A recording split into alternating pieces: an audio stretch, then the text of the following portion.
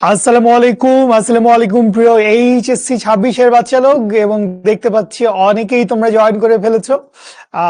আমি মাসুদ জাভেদ জিমি আপনাদের সামনে চলে আসছি। আমরা চমৎকার একটা চ্যাপ্টার পড়বো, মজার একটা চ্যাপ্টার। অলরেডি চ্যাপ্টারের নাম সবাই জেনে গেছেন, সেটা হচ্ছে পর্যাবৃত্ত গতি বা পর্যাবৃত্তিক গতি, যেটাকে ইংরেজিতে আমরা বলি হচ্ছে পিরিয়ডিক মোশন। ওকে, মেহজাবিন, জুবাইদা, মুস্তাফিজুর, তাসমি, জান্নাতুল, নাজিব, শ্রাবন্তী, নিষ্কৃতি, আর কি অবস্থা, কেমন আছিস? পরিচিত নামগুলো অনেকদিন পর দেখলাম। জ্যোতি, সুমনা, রিপা, সেজুতি, মিমি, নিয়াজ মোর্শেদ, নুজহাত ইসলাম, রিপা, সাদ, নাজিয়া, শাফায়েত, আয়ান, নিয়াজ, মাইশা, ফারহানা, জ্যোতি, আহসান, ফারজানা, ইরিন, আনজুম, মোস্ট্রাবলি। ঠিকঠাক দেখলাম কিনা, নাকি অন্য নাম পড়ে ফেললাম? সালমা, আচ্ছা আচ্ছা, তাসমি। একে সবাই নিজের নাম লিখছে। নিজের নাম লেখা লাগবে না তো, তুই যে কোনো একটা টেক্সট করলে তোর নাম অ্যাকচুয়ালি আমাদের স্ক্রিনে চলে আসে। ঠিক আছে, অনেকদিন পর আমারও আপনাদের সাথে দেখা হলো। আমিও আপনাদেরকে বেশ মিস করছিলাম, এবং এইচএসসি 26-এর সাথে আমি বিভিন্ন দিকে বিভিন্ন জায়গায় কানেক্টেড। সো ওরাও বলছিল যে ভাই আসেন না কেন, ক্লাস নেন না কেন, কি হয়েছে? তো আমি বললাম যে নিচ্ছেন তো, শুভ ভাইয়া নিচ্ছেন, মাহিন ভাইয়া নিচ্ছেন, ক্লাস হচ্ছে, ঠিকঠাক মতো ক্লাস হওয়াটা আমাদের আসল কথা। আর যেহেতু আমাদের শিখতে এতজন মেন্টর আছে এক সাবজেক্টে, আমরা চাই বা চেষ্টা করি যাতে আসলে কোনো ক্লাস কোনো টিচারের জন্য যাতে আসলে হ্যাম্পার না হয়। বাট মাঝখানে শুভ ভাইয়া বা মাহিন ভাইয়ার কোনো ক্লাস মিস যায় নাই। যদি ক্লাস মিস যাইতো তাহলে হয়তো আমি চলে আসতাম ক্যামিও রোল দেওয়ার জন্য। বাট এবার ইনশাল্লাহ পুরোপুরি একটা চ্যাপ্টার নিয়ে চলে আসছি। আমরা পর্যাবৃত্ত গতি নিয়ে কথা বলবো। সায়রা, জিয়ন, মোহাম্মদ সৌরভ, সৌরভ কর্মকার, সাদ, রিপা, মাহবুব, মিমি, সুস্মিতা ঘোষ, মাহবুব। আচ্ছা, এই যে এরকম বলতে হয় না দাদা, এরকম বলতে হয় না। দাদার যাদের নাম নেওয়ার, যাদের নাম এক ঝলকে দেখা যাচ্ছে, তাদের নাম নিচ্ছেন। আর কারো নাম যদি বাদ চলে যায়, আপনি রিমার্কেবল কোনো একটা কাজ করেন, দাদা দৌড়ে দৌড়ে আপনাদের নাম নিবে। দাদা তখন বলবে স্বদেশ আমাদের কাছ থেকে পড়ে এ প্লাস পাইছে, শেখ জাকিয়া আমাদের কাছ থেকে পড়ে মেডিকেলে বা বুয়েটে চান্স পাইছে, এই যে সাফায়েত, এই যে সুমনা, বিজয় সাহা, এরা চান্স পাইছে ডিএমসি তে, বা এরা চান্স পাইছে বুয়েটে, ঢাকা ইউনিভার্সিটিতে। সো এই বলাটা যে আনন্দের, এটা যেরকম তোমাদের জন্য আনন্দের, আমাদের জন্য অনেক অনেক বেশি আনন্দের। সো সেই আনন্দটা পাওয়ার সুযোগ আমাদেরকে করে দেন, ঠিকঠাক মতো পড়েন, এবং আমরা আমাদের জায়গা থেকে সর্বোচ্চ চেষ্টা করছি। আপনারাও আপনাদের জায়গা থেকে সবাই বেস্ট এফোর্টটা দিয়ে পড়ালেখা করেন। এবং আরেকটা জিনিস একটু বলতে হয়, এই কোয়ার্টার কিন্তু প্রায় শেষের দিকে, মানে আমাদের রোজার ঈদের আগে আগেই আমাদের এই কোয়ার্টারটা শেষ হয়ে যাবে। That is our quarter number 3। আপনারা জেনে থাকবেন আমাদের এইচএসসি 26-এর এটা হচ্ছে কোয়ার্টার নাম্বার 3। সো নেক্সট কোয়ার্টারে আপনারা এখন পর্যন্ত যারা এনরোল করেন নাই, যারা আসলে 5টা কোয়ার্টারের জন্য একসাথে এনরোল করে ফেলছেন, that's very good, awesome, you did your part. এবার খালি রেগুলার লাইভ ক্লাস দেখবেন বা রেকর্ডেড ক্লাস দেখবেন, এবং সেই সাথে হচ্ছে পরীক্ষা দিবেন, পড়বেন, সেটা আপনার কথা। ঠিক আছে, জীববিজ্ঞান ক্লাসে পদার্থবিজ্ঞান ক্লাস নিছিলাম, সেটা তো আপনাদের কাছে না। ঠিক আছে, জীববিজ্ঞান ক্লাসে পদার্থবিজ্ঞানের ক্লাস নিছিলাম, সেটা তো অন্য ভাইয়া আপুদের কাছে, আপনাদের এইচএসসি 25 ব্যাচের মানুষজনের কাছে। ভাই আমি কি পড়াবো? আমি গেছি, স্লাইডটা খুলছি, স্লাইড আমি খুলে দেখি শ্বসনতন্ত্র। আয় হায়, শ্বসনতন্ত্র মানে হ্যাঁ কি, মানে ফুসফুস নিয়ে কথা বলতে হবে, নাসিকা দিয়ে, মানে নাকের ছিদ্র দিয়ে বাতাস অক্সিজেন গ্রহণ করছি, কার্বন ডাইঅক্সাইড ত্যাগ করছি, এইটুকু পর্যন্ত বলতে পারবো। কিন্তু তারপর যখনই দেখলাম কি জানি অ্যালভিওলাই, তারপর কি ব্রঙ্কিওলাই হাবিজাবি আছে, আমি বললাম যে না, হবে না।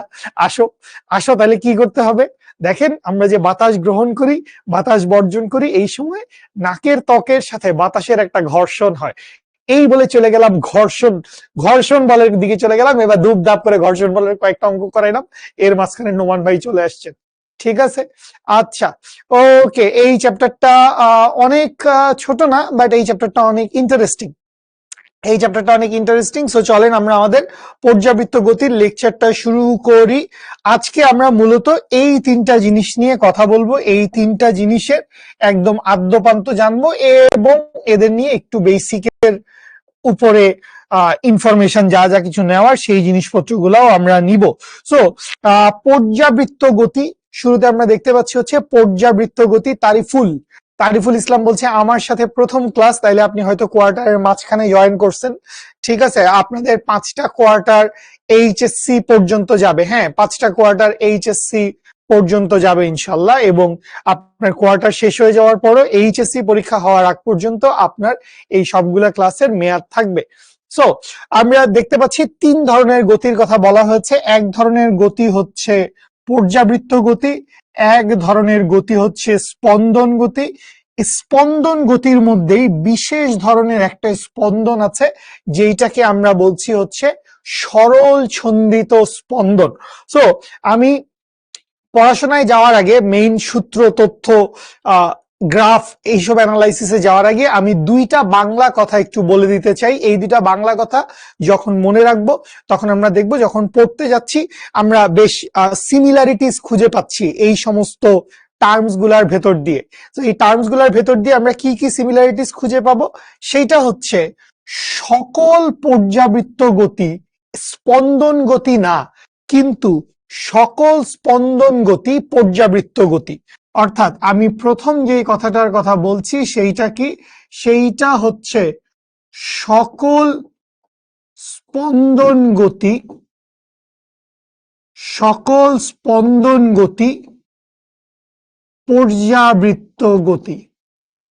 সকল স্পন্দন গতি কি হবে? সকল স্পন্দন গতি পর্যাবৃত্ত গতি হবে।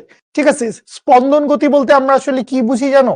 স্পন্দন গতি বলতে আমরা আসলে সামনে গেলেই আমরা দেখবো সরল দোলক দুলছে। সো সরল দোলকের এই যে দোলায়মান ব্যাপারটা, এইটাকে আমরা বলি হচ্ছে স্পন্দন গতি। সরল দোলকের এই দোলায়মান ব্যাপারটা, এটাকে আমরা বলি হচ্ছে স্পন্দন গতি।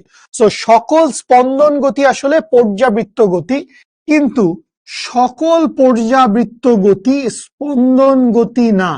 সকল পর্যাবৃত্ত গতি, সকল পর্যাবৃত্ত গতি স্পন্দন গতি না। সকল পর্যাবৃত্ত গতি স্পন্দন গতি না। এই হচ্ছে একটা কথা। আরেকটা কথা হচ্ছে মানে নিচেরটা উপরেরটার মতো হবে। সকল স্পন্দন গতি কি হবে? সকল স্পন্দন গতি পর্যাবৃত্ত গতি হবে, কিন্তু সকল পর্যাবৃত্ত গতি স্পন্দন গতি হবে না। সকল পর্যাবৃত্ত গতি স্পন্দন গতি হবে না। ঠিক আছে, আচ্ছা। এরপরে আরেকটা কথা আমাদের কি হইতে পারে, সকল সরল ছন্দিত স্পন্দন, সরল ছন্দিত স্পন্দন স্পন্দন গতি। সকল সরল ছন্দিত স্পন্দন কি হবে? সকল সরল ছন্দিত স্পন্দন স্পন্দন গতি হবে, কিন্তু সকল স্পন্দন গতি, সকল স্পন্দন গতি সরল ছন্দিত স্পন্দন নয়। সকল স্পন্দন গতি সরল ছন্দিত স্পন্দন নয়। ঠিক আছে, অর্থাৎ এইখানেও কেস হচ্ছে নিচেরটা উপরেরটার মতো হবে। অর্থাৎ যে কোনো সরল ছন্দিত গতি স্পন্দন গতি হবে, কিন্তু যে কোনো স্পন্দন গতি আসলে সরল ছন্দিত স্পন্দন হবে না। তো আমরা একটু সামনে গেলে এই জিনিসপত্রগুলো পড়বো। আমরা এখন এগুলা কিচ্ছু জানি না।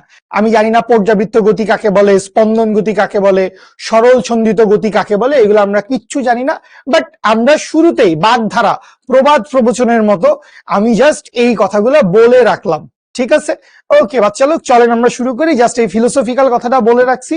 এই কথাগুলো ইনশাল্লাহ পড়লে আপনি বুঝবেন, বা আমরা ইনশাল্লাহ এটা নিয়ে ডিসকাস করব। আচ্ছা, সো ফার্স্টে আমরা যেটা নিয়ে কথা বলবো সেইটা হচ্ছে পর্যাবৃত্তিক ঘটনা। সো পর্যাবৃত্তিক ঘটনার ব্যাপারটা কি? পর্যাবৃত্তিক ঘটনার ব্যাপার হচ্ছে যে কোনো একটা নির্দিষ্ট ইন্টারভেল পরপর, একটা নির্দিষ্ট ব্যবধান পরপর যদি কোনো একটা কিছুর রিপিটেশন হয়, একটা নির্দিষ্ট ব্যবধান পরপর কিছু একটা রিপিটেশন। সো এই যে বললাম, কি বললাম, যে নির্দিষ্ট ব্যবধান পরপর, নির্দিষ্ট ব্যবধান পরপর, নির্দিষ্ট ব্যবধান পর পর কোনো কিছুর পুনরাবৃত্তি হওয়া, নির্দিষ্ট ব্যবধান পর পর কোনো কিছুর পুনরাবৃত্তি হওয়া, সেইটাকে আমরা কি বলি? সেইটাকে আমরা বলি হচ্ছে পর্যায়বৃত্ততা। যেমন আমি ঘড়ির সেকেন্ডের কাঁটার একটা পর্যায়বৃত্ততার কথা বলতে পারি, যে ঘড়ির সেকেন্ডের কাঁটা এখন 12তে আছে, তাহলে এই ঘড়ির সেকেন্ডের কাঁটা মোট 60 সেকেন্ড পর ঘুরে আবার একই জায়গায় আসতেছে। ঘড়ির সেকেন্ডের কাঁটা, সময়ের কথা বলছে অনেকে, সো 12 থেকে ঘুরে আবার 12তে আসতে 60 সেকেন্ড সময় লাগছে। তাহলে এইখানে আমরা বলতে পারি এই যে পর্যায়বৃত্তটা আছে, এই পর্যায়বৃত্ততাটা হচ্ছে সময়ের পর্যায়বৃত্ততা। সময় প্রতি 60 সেকেন্ড পর পর ঘুরে একই বিন্দুতে আসছে, প্রতি 60 সেকেন্ড পর ঘুরে ঘুরে একই বিন্দুতে আসছে। তো এইটা হচ্ছে সময়ের পর্যায়বৃত্ততা, ঠিক আছে। আবার স্থানের পর্যায়বৃত্ততা হইতে পারে। স্থানের পর্যায়বৃত্ততা কিরকম? যেমন ধরেন এটা বড় বড় হাইওয়েতে আমরা দেখি যে একটা নির্দিষ্ট ব্যবধান পরপর আমরা ল্যাম্প পোস্ট ঝুলায় রাখতে পারি। নির্দিষ্ট ব্যবধান পরপর আমরা কি করতে পারি? আমরা হচ্ছে ল্যাম্প পোস্ট ঝুলায় রাখতে পারি। মনে করি এইখানে একটা ল্যাম্প পোস্ট আছে, এইটা থেকে সাপোজ 1 কিলোমিটার সামনে গেলাম, তাহলে 1 কিলোমিটার সামনে গেলে এইখানে মনে করি আরেকটা ল্যাম্প পোস্ট আছে, এইখান থেকে আবার মনে করলাম আবারও 1 কিলোমিটার সামনে গেলাম, এইখানে আরেকটা ল্যাম্প পোস্ট আছে। তাহলে খেয়াল করেন এখানে, এটা কিলোমিটার লিখতে চাইছি, এইখানে খেয়াল করেন ল্যাম্প পোস্টটা বারবার আসতেছে, কোনো নির্দিষ্ট সময় ব্যবধান না, এইটা হচ্ছে নির্দিষ্ট দূরত্ব পরপর আসছে, এটা হচ্ছে নির্দিষ্ট দূরত্ব পরপর আসছে। সো এইটাকে আমরা বলি হচ্ছে স্থানিক পর্যায়বৃত্ততা। এইটাকে আমরা বলি হচ্ছে স্থানিক পর্যায়বৃত্ততা। আর ওই যে ওই পাশে সময়ের পর্যায়বৃত্ততা বা সময়ের আরেক নাম হচ্ছে কাল, সময় দিয়ে আমরা বুঝি হচ্ছে কাল বা সময়। সো এইটাকে বলি হচ্ছে কালিক পর্যায়বৃত্ততা, এইটাকে বলি হচ্ছে কালিক পর্যায়বৃত্ততা, ঠিক আছে। সো পর্যায়বৃত্তিক ঘটনা, পর্যায়বৃত্তিক ঘটনা বলতে আমরা কি বুঝি? একদম কিতাবি সংজ্ঞাটা দেখি। কোন ঘটনা, কোন রাশি, কোনো কিছু যদি বারবার পুনরাবৃত্তি ঘটে একটা নির্দিষ্ট ব্যবধান পরপর, সো এই যে নির্দিষ্ট ব্যবধান, এই নির্দিষ্ট ব্যবধান পরপর যদি পুনরাবৃত্তি ঘটে তাহলে তাদেরকে বলে হচ্ছে পর্যায়বৃত্তিক ঘটনা।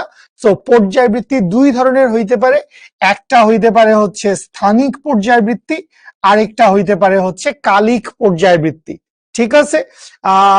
ট্রেনের গতি পর্যায়বৃত্তিক ঘটনা, ট্রেনের চাকা ঘুরছে, সো সেইটাকে তুমি পর্যায়বৃত্ত গতি বলতে পারো, শুধু চাকার ঘূর্ণনটা, কিন্তু এখানে আবার ব্যাপার হচ্ছে চাকাটা ঘুরতে ঘুরতে সামনে চলে যাচ্ছে, সো ওই জায়গায় বেসিক্যালি একটা মিশ্র গতি তৈরি হচ্ছে, ওই জায়গায় একটা মিশ্র গতি তৈরি হচ্ছে, ঠিক আছে।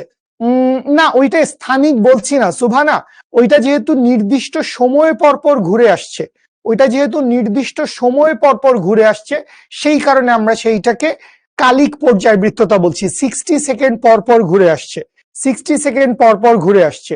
দূরত্ব যদি নির্দিষ্ট শর্ত অনুযায়ী চেঞ্জ হয়, দ্বিগুণ হার বা তিনগুণ হার হয়, তাহলে সেটা পর্যায়বৃত্তিক হবে না। দূরত্ব যদি বাড়তে থাকে তাহলে সময়ের ব্যবধান পরিবর্তন হবে, তাহলে সেটাকে আমরা পর্যায়বৃত্ততা বলতে পারবো না, ঠিক আছে। ওকে, অন্য কোন অধ্যায়ের উপর এই অধ্যায় নির্ভরশীল না, বরং এই অধ্যায়ের উপর তরঙ্গ চ্যাপ্টারটা অনেক বেশি নির্ভরশীল।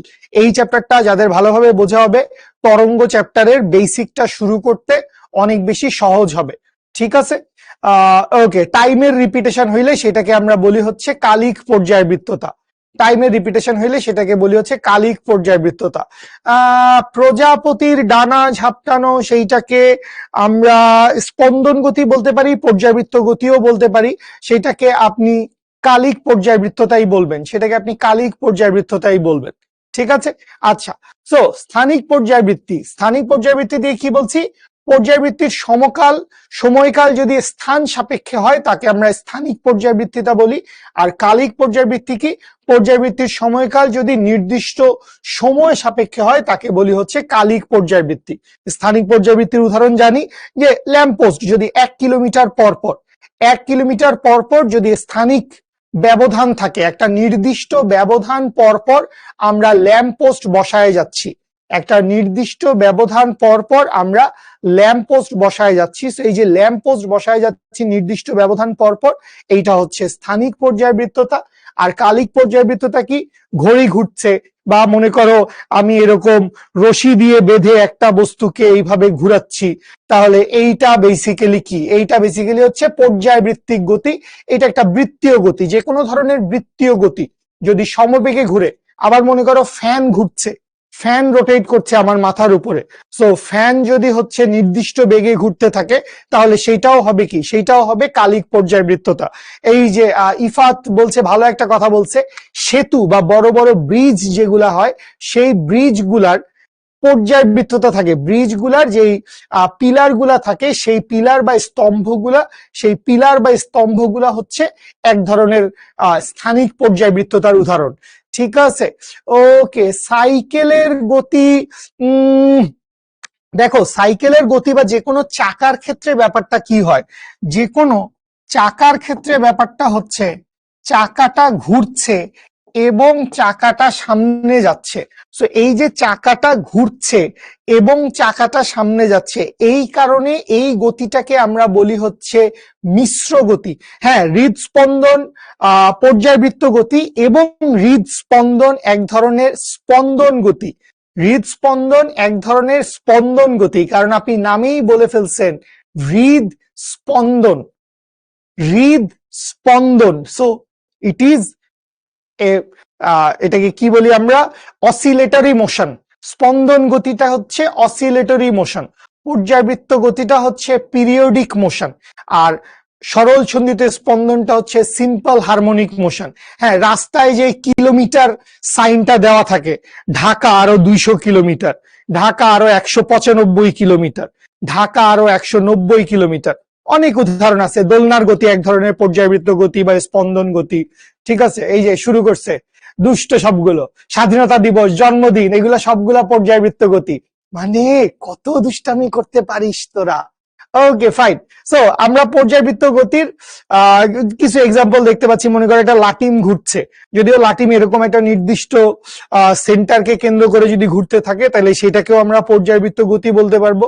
আবার মনে করো ঘড়ির মিনিটের কাঁটা বা সেকেন্ডের কাঁটা ঘুরছে, এই যে মিনিটের কাঁটা বা সেকেন্ডের কাঁটা ঘুরছে, এইটাকেও আমরা কি বলতে পারবো? এইটাকেও আমরা বলতে পারবো এক ধরনের পর্যায়বৃত্ত গতি। সো পর্যায়বৃত্ত গতির সংজ্ঞাটা কি বলছে?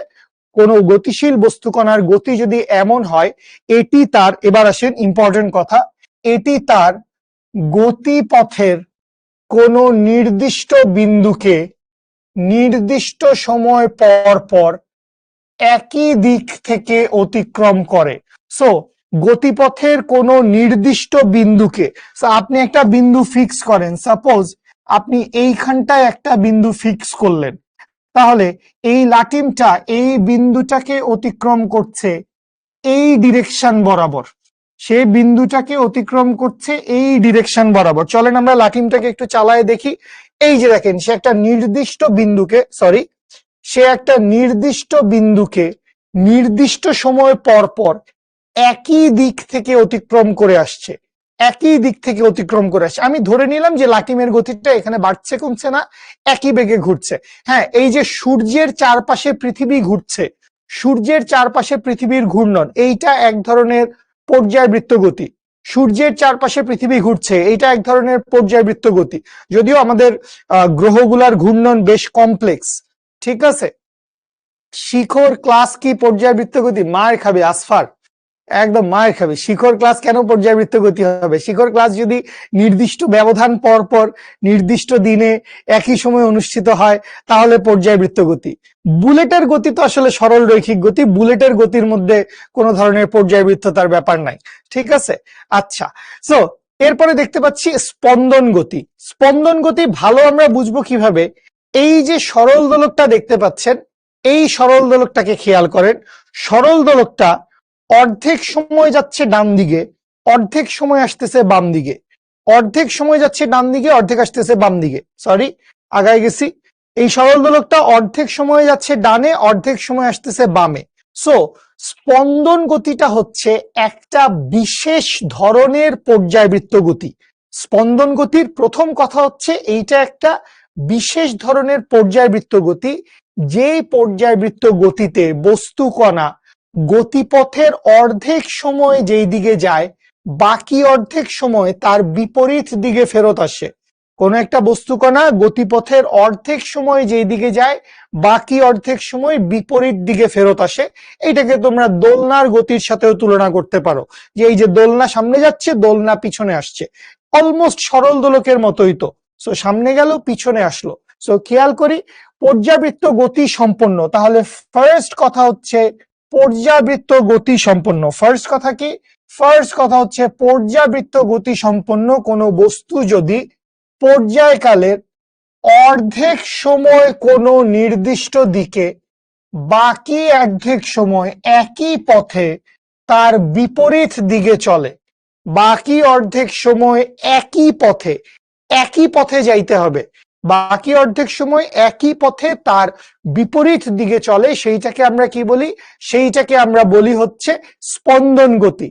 পর্যাবৃত্ত গতির কোনো মাত্রা বা একক নাই, এটা শুধুমাত্র এক ধরনের ভৌত রাশিমালা, ঠিক আছে? এটার কোনো মাত্রা বা একক নাই। ঘড়ির পেন্ডুলামের গতি পর্যায়বৃত্ত গতি। ধনুকের রশি টানা, না, ধনুকের রশি টানাকে আমরা পর্যায়বৃত্ত গতি বলতে পারি না। ধনুকের রশি টানা বেসিক্যালি ওইটা একটা মেকানিক্যাল, হাত দিয়ে আমরা টেনে আনতেছি, সো ওইটার সাথে পর্যায়বৃত্ততার কোনো সম্পর্ক নাই, ওইটার সাথে পর্যায়বৃত্ততার কোনো সম্পর্ক নাই, ঠিক আছে? ওকে, সো ফার্স্ট কথা হচ্ছে স্পন্দন গতি মানে কি?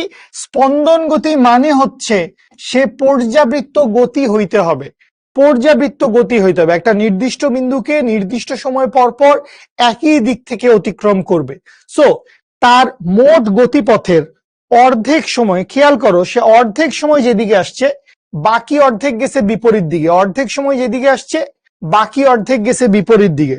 সো এইখানে আমরা এইরকম একটা টার্ম দেখতে পাইতেছি, সেইটা হচ্ছে পর্যায়কাল। সো আমরা কি এই পর্যায়কাল টার্মটার সাথে পরিচিত? সো এই যে আমরা দেখতেছি এইখানে বলা আছে পর্যায়কাল, বা এইখানে আমরা পর্যায়কালকে অনেক জায়গায় দোলনকালও বলতে পারে। সো এই পর্যায়কাল বা দোলনকাল বলতে কি বুঝি? সো এই পর্যায়কাল বা দোলনকাল বলতে বুঝি, মনে করলাম এই হচ্ছে এইটার সাম্যাবস্থা।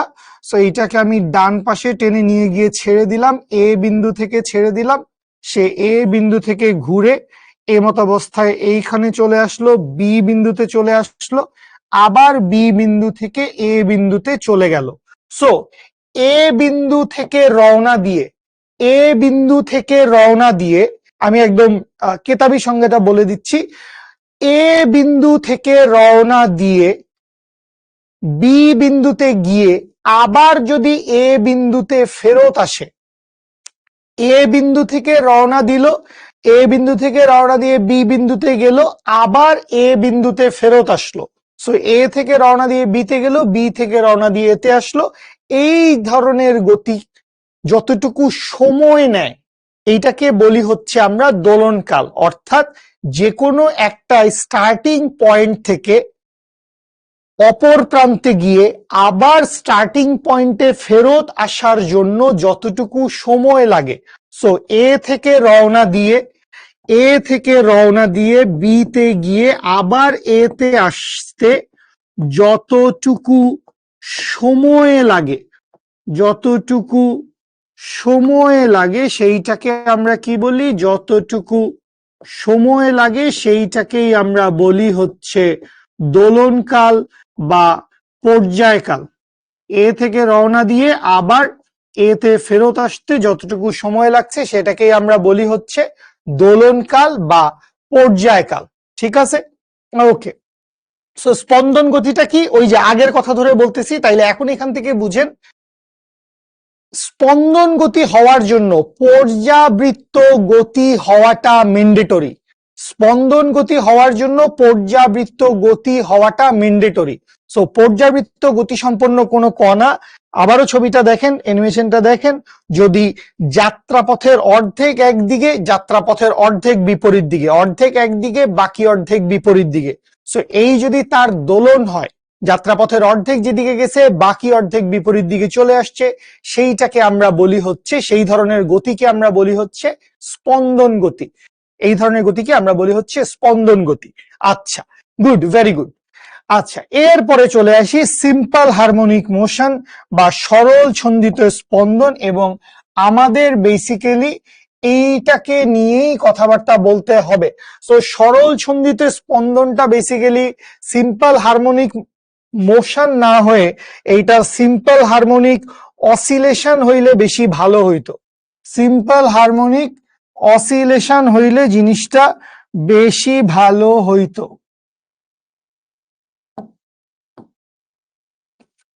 সিম্পল হারমোনিক অসিলেশন, OSCILLATION, কারণ স্পন্দন মানে আসলে কি? স্পন্দন মানে আসলে অসিলেশন। স্পন্দন মানে কি? স্পন্দন মানে হচ্ছে আসলে oscillation. So simple harmonic oscillation, simple harmonic oscillation, পর্যায়বৃত্ত গতির মাত্রা, বস আমি জানি না সুমাইয়া আপু, পর্যায়বৃত্ত গতির মাত্রা, পর্যায়বৃত্ত গতির একক, এইগুলা সম্পর্কে কোনো আইডিয়া নেই।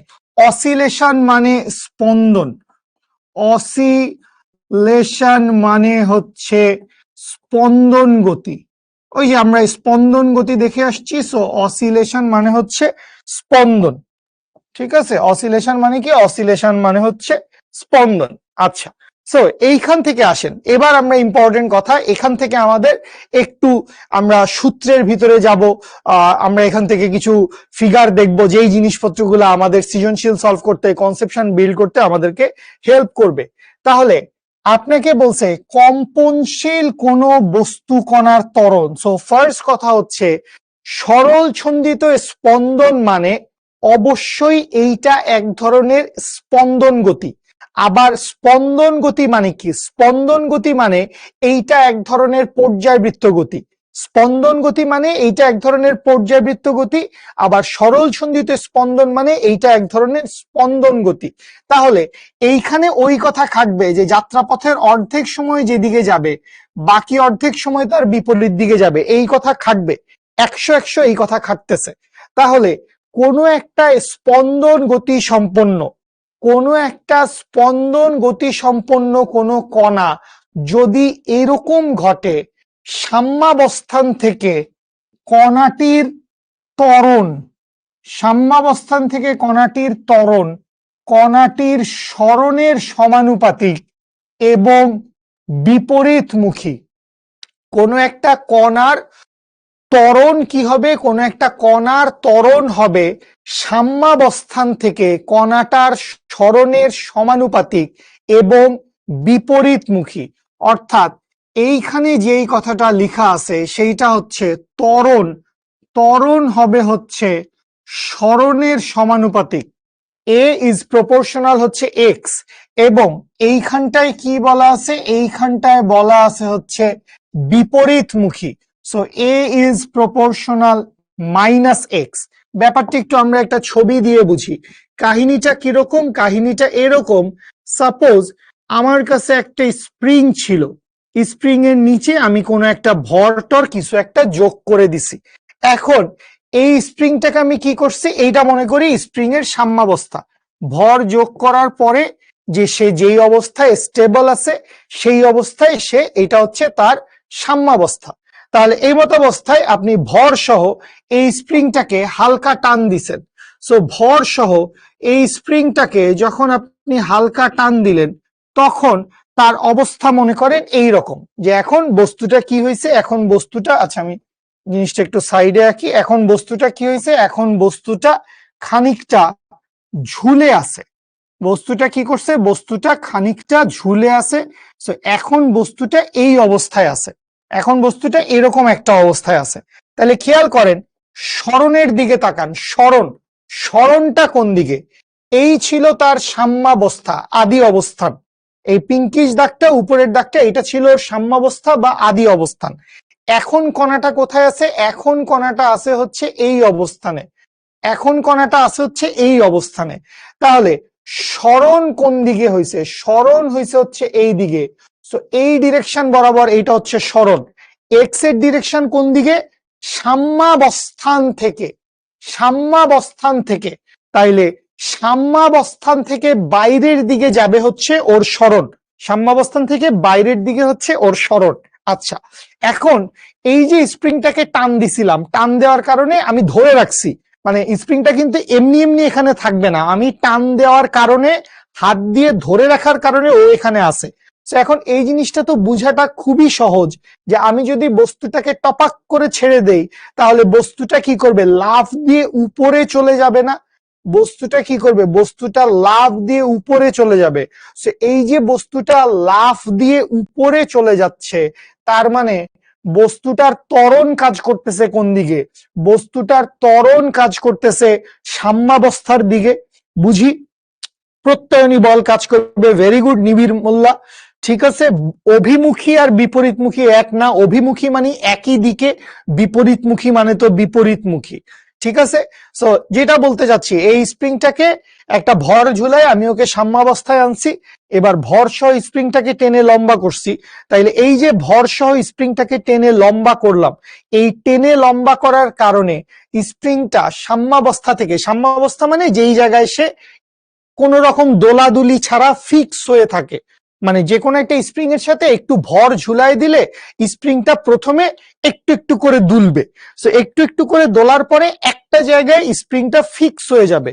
সো এই যে একটা জায়গায় স্প্রিংটা ফিক্স হয়ে গেল, ওই ফিক্স হওয়া পজিশনটাকে আমি বলি কি? এই ফিক্স হওয়া পজিশনটাকে আমি বলি যে এইটা হচ্ছে সাম্যাবস্থা। মানে আমি বলি না, সবাই বলে, নিউটন, আইনস্টাইন সবাই বলছে, আমার কোনো আলাদা ক্রেডিট নাই। সো এই পজিশনটা কি? এই পজিশনটা হচ্ছে ওর ইকুইলিব্রিয়াম পজিশন বা সাম্যাবস্থা। সো এই সাম্যাবস্থা থেকে, এই সাম্যাবস্থা থেকে আমি ওকে টান দিয়ে নিচে নামায় আনলাম, এই হচ্ছে বর্তমান অবস্থা। তাহলে এই যে টান দিছি, সরণ থেকে হয়েছে আদি বিন্দু থেকে শেষ বিন্দুর দিকে। সরণের ডিরেকশন কোন দিকে? সরণের ডিরেকশন হচ্ছে আদি বিন্দু থেকে শেষ বিন্দুর দিকে।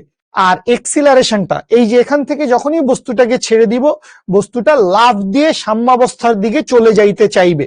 তাহলে এইখানে এইখানে নিচে আনতে এ নিচে কাজ করবে না, নিচে আনার সময় কোনো ত্বরণ নাই। নিচে আনতেছি আমি, হাত দিয়ে বস্তুটাকে টেনে আনছি, এই অবস্থায় বস্তুটার মধ্যে কোনো ত্বরণ নাই, ঠিক আছে। ডক্টর আকাশ সাহা, ডক্টর নামের আগে ডক্টর লাগা রাখছে, ঠিক আছে, কংগ্রাচুলেশন, আল্লাহ তোর মনোকামনা পূরণ করুক। তুমি বস্তুটাকে যখন হাত দিয়ে টেনে আনছো, তখন বস্তুটার মধ্যে কোনো ত্বরণ নাই, ঠিক আছে। আমরা যেদিকে বল প্রয়োগ করছি, সরণ সেই দিকে, আর ত্বরণ হচ্ছে তার বিপরীত দিকে। মানে আমি বল প্রয়োগ করছি কোন দিকে? আমি তো বল প্রয়োগ করছি নিচের দিকে। তাহলে আমি যেদিকে বল প্রয়োগ করছি, সরণ হয়েছে সেই দিকে, কিন্তু ছেড়ে দেওয়ার কারণে ত্বরণটা হয়েছে তার বিপরীত দিকে। ছেড়ে দেওয়ার কারণে ত্বরণটা হয়েছে কোন দিকে? তার বিপরীত দিকে। বুঝতে পারছি? ওকে, তাহলে এইখান থেকে আমাদের বাংলা কথায় কি বলা হয়েছে? সাম্যাবস্থান থেকে কণাটি সরণের সমানুপাতিক এবং বিপরীতমুখী। তাহলে কণাটার ত্বরণ সরণের সমানুপাতিক এবং বিপরীতমুখী। এবং আরো একটা কথা বলা হয়েছে, সর্বদাই সাম্যাবস্থান অভিমুখী। সো বিপরীতমুখী মানে তো বিপরীতমুখী, বিপরীতমুখী হচ্ছে বিপরীতমুখী, আর অভিমুখী মানে হচ্ছে একই দিকে। সর্বদাই সাম্যাবস্থান অভিমুখী। সো সাম্যাবস্থান অভিমুখী মানে এই যে ত্বরণটা আছে, ত্বরণটা বেসিক্যালি এই বস্তুটাকে সাম্যাবস্থার দিকে নিতে চায়। ত্বরণটা বেসিক্যালি কি করতেছে? ত্বরণটা বেসিক্যালি বস্তুটাকে সাম্যাবস্থার দিকে নিতে চাচ্ছে। সো এইটাই বলা হয়েছে যে ত্বরণ সর্বদা সাম্যাবস্থান অভিমুখী। তাহলে সরল ছন্দিত স্পন্দন বলতে আমরা কি বুঝি? সরল ছন্দিত স্পন্দন বলতে আমরা একটা বিশেষ ধরনের, আমি অসিলেশনটা মুছে দিলাম, এখানে আমার লাগবে জায়গা জমি। সো সরল ছন্দিত স্পন্দন বলতে আমরা বিশেষ এক ধরনের স্পন্দন গতির কথা বলি। সরল ছন্দিত স্পন্দন বলতে আমরা বিশেষ এক ধরনের স্পন্দন গতির কথা বলি, যেই স্পন্দন গতিতে ত্বরণের মান সরণের সমানুপাতিক, ত্বরণের সমানুপাতিক এবং বিপরীতমুখী। আমরা কি তাহলে বলতে পারি না ত্বরণ সরণের সমানুপাতিক এবং বিপরীতমুখী? আমরা তাই বলছি, ত্বরণ সাম্যাবস্থান থেকে, মানে সরণটার জন্য একটা রেফারেন্স পয়েন্ট লাগবে, ত্বরণটার জন্য একটা রেফারেন্স পয়েন্ট লাগবে, সরণটার জন্য একটা রেফারেন্স পয়েন্ট লাগবে। কোন থেকে সরণ? আমার বাসা থেকে সরণ, এই তোমার কলেজ থেকে সরণ, বুয়েট থেকে সরণ, ডিএমসি থেকে সরণ, কোনটা থেকে? সো ত্বরণের মান কি হবে? ত্বরণের মান হবে সরণের সমানুপাতিক এবং বিপরীতমুখী। কেন বিপরীতমুখী অনেকেই বুঝতে পারছো, কারণ সরণ যেদিকে কাজ করছে ত্বরণটা কাজ করছে তার বিপরীত দিকে। সরণ কাজ করছে কোন দিকে? নিচের দিকে, কিন্তু ত্বরণটা কাজ করছে কোন দিকে? উপরের দিকে। অভিমুখী মানে অভিমুখী, ধরো আমি এখন পশ্চিম অভিমুখে দাঁড়ায় আছি, সো পশ্চিম অভিমুখে দাঁড়ায় আছি, তার মানে হচ্ছে আমি পশ্চিম দিকে মুখ করে দাঁড়ায় আছি। পশ্চিম অভিমুখে দাঁড়ায় আছি তার মানে পশ্চিম দিকে মুখ করে দাঁড়ায় আছি। ঠিক আছে, ব্যাপারটা এইরকম। ওকে বিজয়, ওকে। তাহলে এইখান থেকে আসেন, এইখান থেকে আমরা আরেকটু বিশদ পড়ালেখা করি।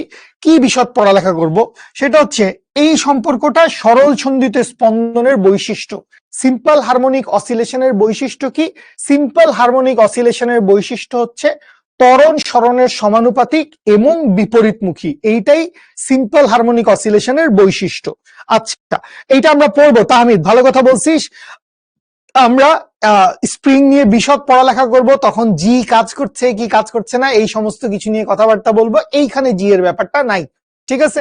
আচ্ছা, সো এখন আসেন, আমরা তো জানি এফ সমান সমান কি? এফ সমান সমান হচ্ছে এম এ, জানি না আমরা সবাই? এফ সমান কি? এফ সমান এম এ না? সো এমটা আসলে কি? এমটা আসলে ভর, এবং এই ভরটা যে কোনো একটা বস্তুর ভর, যে কোনো একটা বস্তুর ভর সবসময় কি থাকবে? যে কোনো একটা বস্তুর ভর সবসময় ধ্রুবক থাকবে। যে কোনো একটা বস্তুর ভর সবসময় কি থাকবে? ধ্রুবক থাকবে।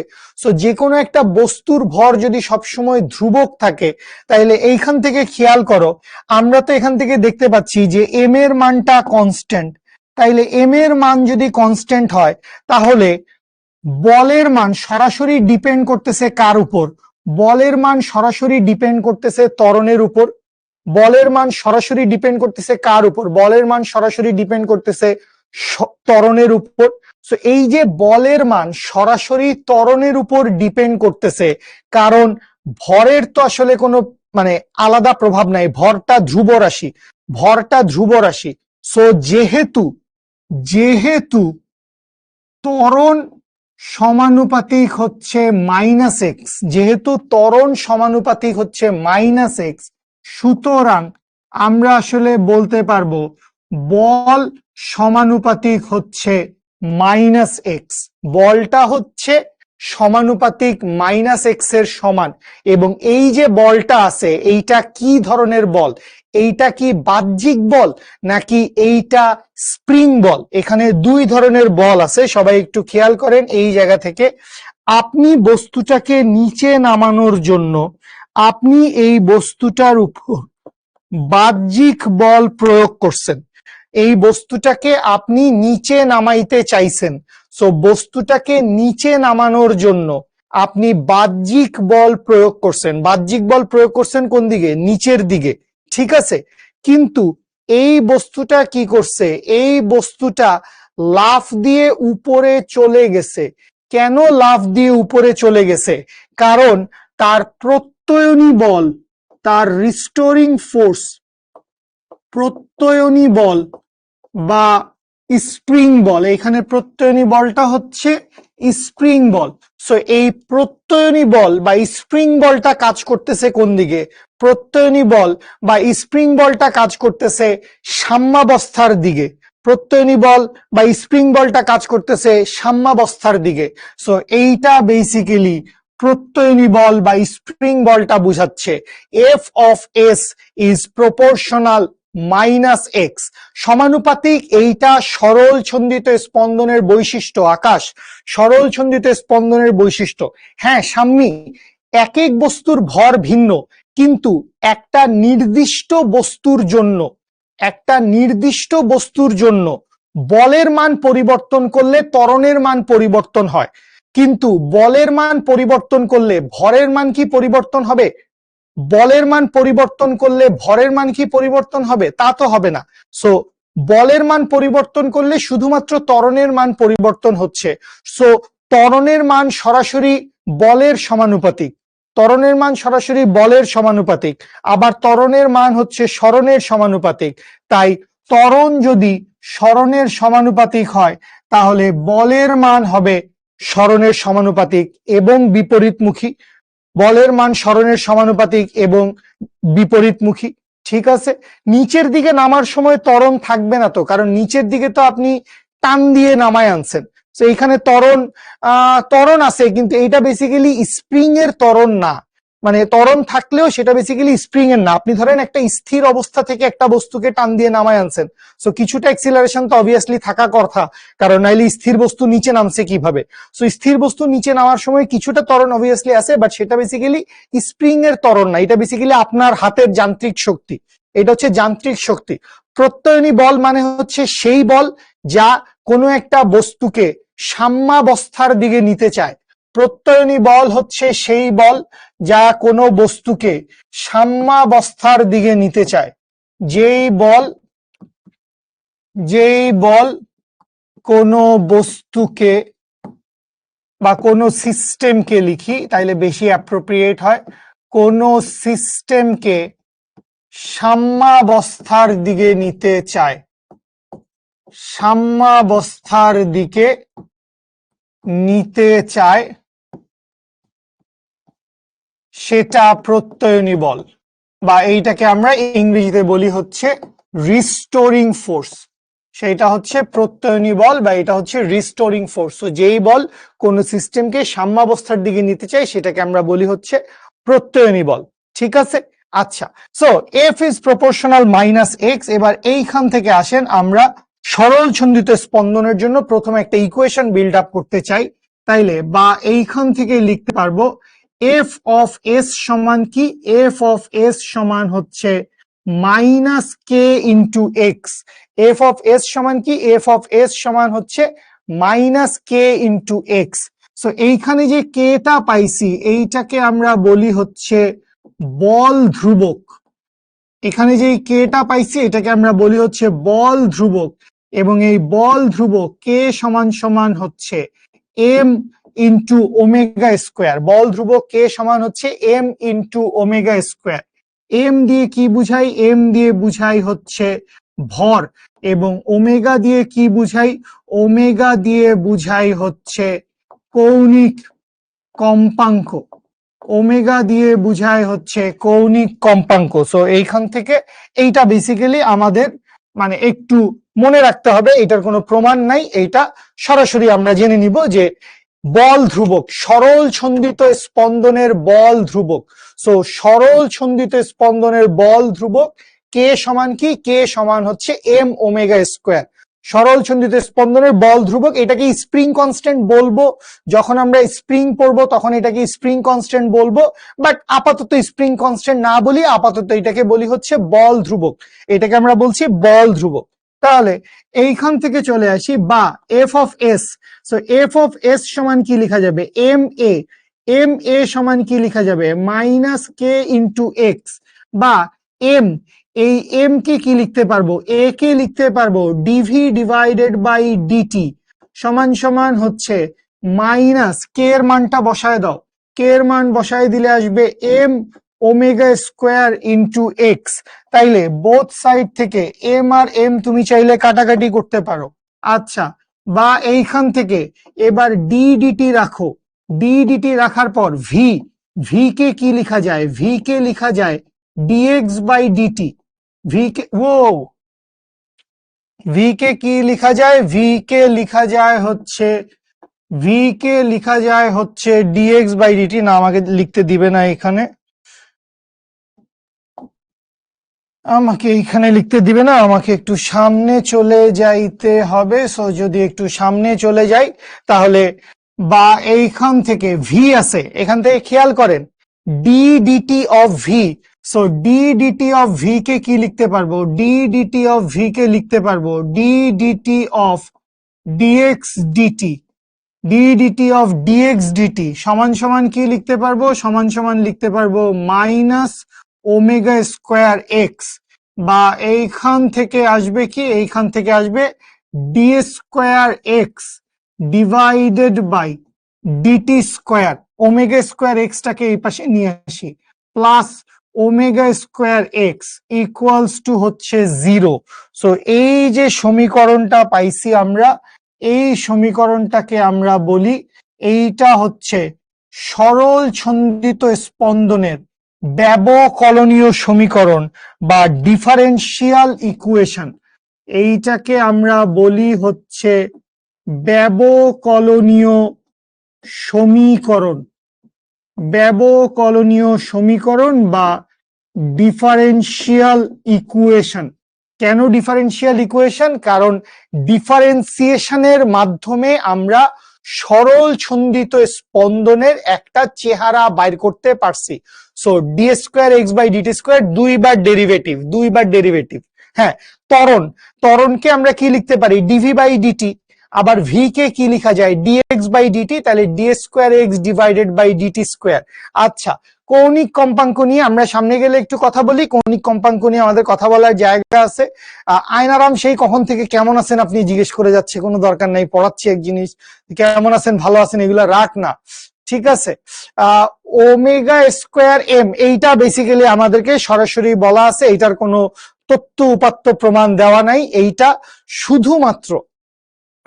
শুধুমাত্র হচ্ছে সরল ছন্দিত স্পন্দনের বল ধ্রুবকের সূত্র, সরল ছন্দিত স্পন্দনের বল ধ্রুবকের সূত্র। সো বল ধ্রুবকের সূত্র হিসেবে আমরা কে ইকুয়ালস টু এম ওমেগা স্কোয়ারটাকে মনে রেখে দিব, ঠিক আছে? তাহলে এইখান থেকে, হ্যাঁ ওকে,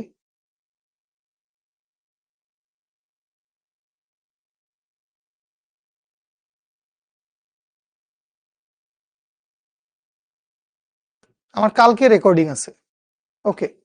আচ্ছা, হ্যাঁ, কি হয়েছে? ব্যবকলনীয় সমীকরণটা অন্য কোনো ভাবে বের করা যায় না, সমীকরণটা আমরা এভাবেই বের করতে পারি, ঠিক আছে? আচ্ছা, ফাইন। তাহলে সামনে আগাই আমরা। সরল দোলন গতির কিছু বৈশিষ্ট্য আছে। সরল দোলন গতি হচ্ছে এক ধরনের রৈখিক পর্যাবৃত্ত গতি। সরল দোলন গতিটা হচ্ছে এক ধরনের রৈখিক পর্যাবৃত্ত গতি। খেয়াল করো, আমরা পর্যাবৃত্ত গতি পড়ছিলাম। সো পর্যাবৃত্ত গতি, এটা বৃত্তাকার গতি হইতে পারে, এটা সরল রৈখিক গতি হইতে পারে। আবার মনে করো পর্যাবৃত্ত গতি এইরকমও হইতে পারে যে কোনো একটা কিছু ত্রিভুজাকার রাস্তায় চলতেছে বা কোনো একটা কিছু এরকম আয়তাকার রাস্তায় চলতেছে। এই সবগুলা হইতে পারে পর্যায়বৃত্ত গতি, এই সবগুলা পর্যায়বৃত্ত গতি হইতে পারে, ঠিক আছে? আবার স্পন্দন গতি দেখছি, সরল দোলক দুলতেছে। তো এই যে সরল দোলক দুলতেছে, ও এখানে বৃত্তচাপ তৈরি করে গেছে, আবার বৃত্তচাপ তৈরি করে ফেরত আসছে, বৃত্তচাপ তৈরি করে গেছে, আবার বৃত্তচাপ তৈরি করে ফেরত আসছে। সো এইটা হচ্ছে স্পন্দন গতি। সো পর্যাবৃত্ত গতি যে কোনো শেপের হইতে পারে। স্পন্দন গতির বৈশিষ্ট্য হচ্ছে অর্ধেক সময় যেই রাস্তায় যাবে, বাকি অর্ধেক সময় সেই রাস্তায় ফেরত আসবে। কিন্তু সরল দোলন গতি হওয়ার জন্য রৈখিক পর্যাবৃত্ত গতি হইতে হবে। দ্যাট মিনস, মনে করি এইটা হচ্ছে এ বিন্দু, এটা হচ্ছে বি বিন্দু। সো এ থেকে বি বিন্দুতে যাবে সরল রেখায়, আবার বি থেকে এ বিন্দুতে আসবে সরল রেখায়, এবং একই সময় লাগবে। যদি এইখানে 2 সেকেন্ড সময় লাগে, এইখানেও 2 সেকেন্ড সময় লাগবে। অর্থাৎ সরল রেখায় যাইতে হবে। সরল দোলক গতি বা সরল দোলন গতি, সিম্পল হারমোনিক অসিলেশন, এইটা অবশ্যই সরল রেখায় যাইতে হবে। অর্থাৎ কোনো বস্তুকণা একই সময়ে বারবার নির্দিষ্ট সরল রেখা বরাবর বারবার এদিক ওদিক যাওয়া আসা করবে। ওই যে আমরা স্প্রিং এর গতিটাকে দেখছিলাম, যে স্প্রিংটাকে আপনি মনে করেন টান দিয়ে নিচে নামায় আনছেন এবং ছেড়ে দিচ্ছেন। সো ছেড়ে দিলে স্প্রিংটা কি করবে? এই সরল রেখা বরাবর উপরে উঠবে, আবার সরল রেখা বরাবর নিচে নামবে। সো এইটাকে আমরা বলতে পারি হচ্ছে সিম্পল হারমোনিক অসিলেশন। এইটাকে আমরা বলতে পারি সিম্পল হারমোনিক অসিলেশন। ডিফারেন্সিয়েশনে ডি স্কোয়ার দেখেন নাই, দেখবেন, তাইলে এখনো ডিফারেন্সিয়েশন বেশি করেন নাই। বেশি করলেই ডিফারেন্সিয়েশনে ডি স্কোয়ার দেখে ফেলবেন। ডিফারেন্সিয়েশনে ডি স্কোয়ার খুব বেশি কঠিন কিছু না। এই যে স্প্রিং এর গতি এক ধরনের সরল দোলন গতি। স্প্রিং এর গতি এক ধরনের সরল দোলন গতি।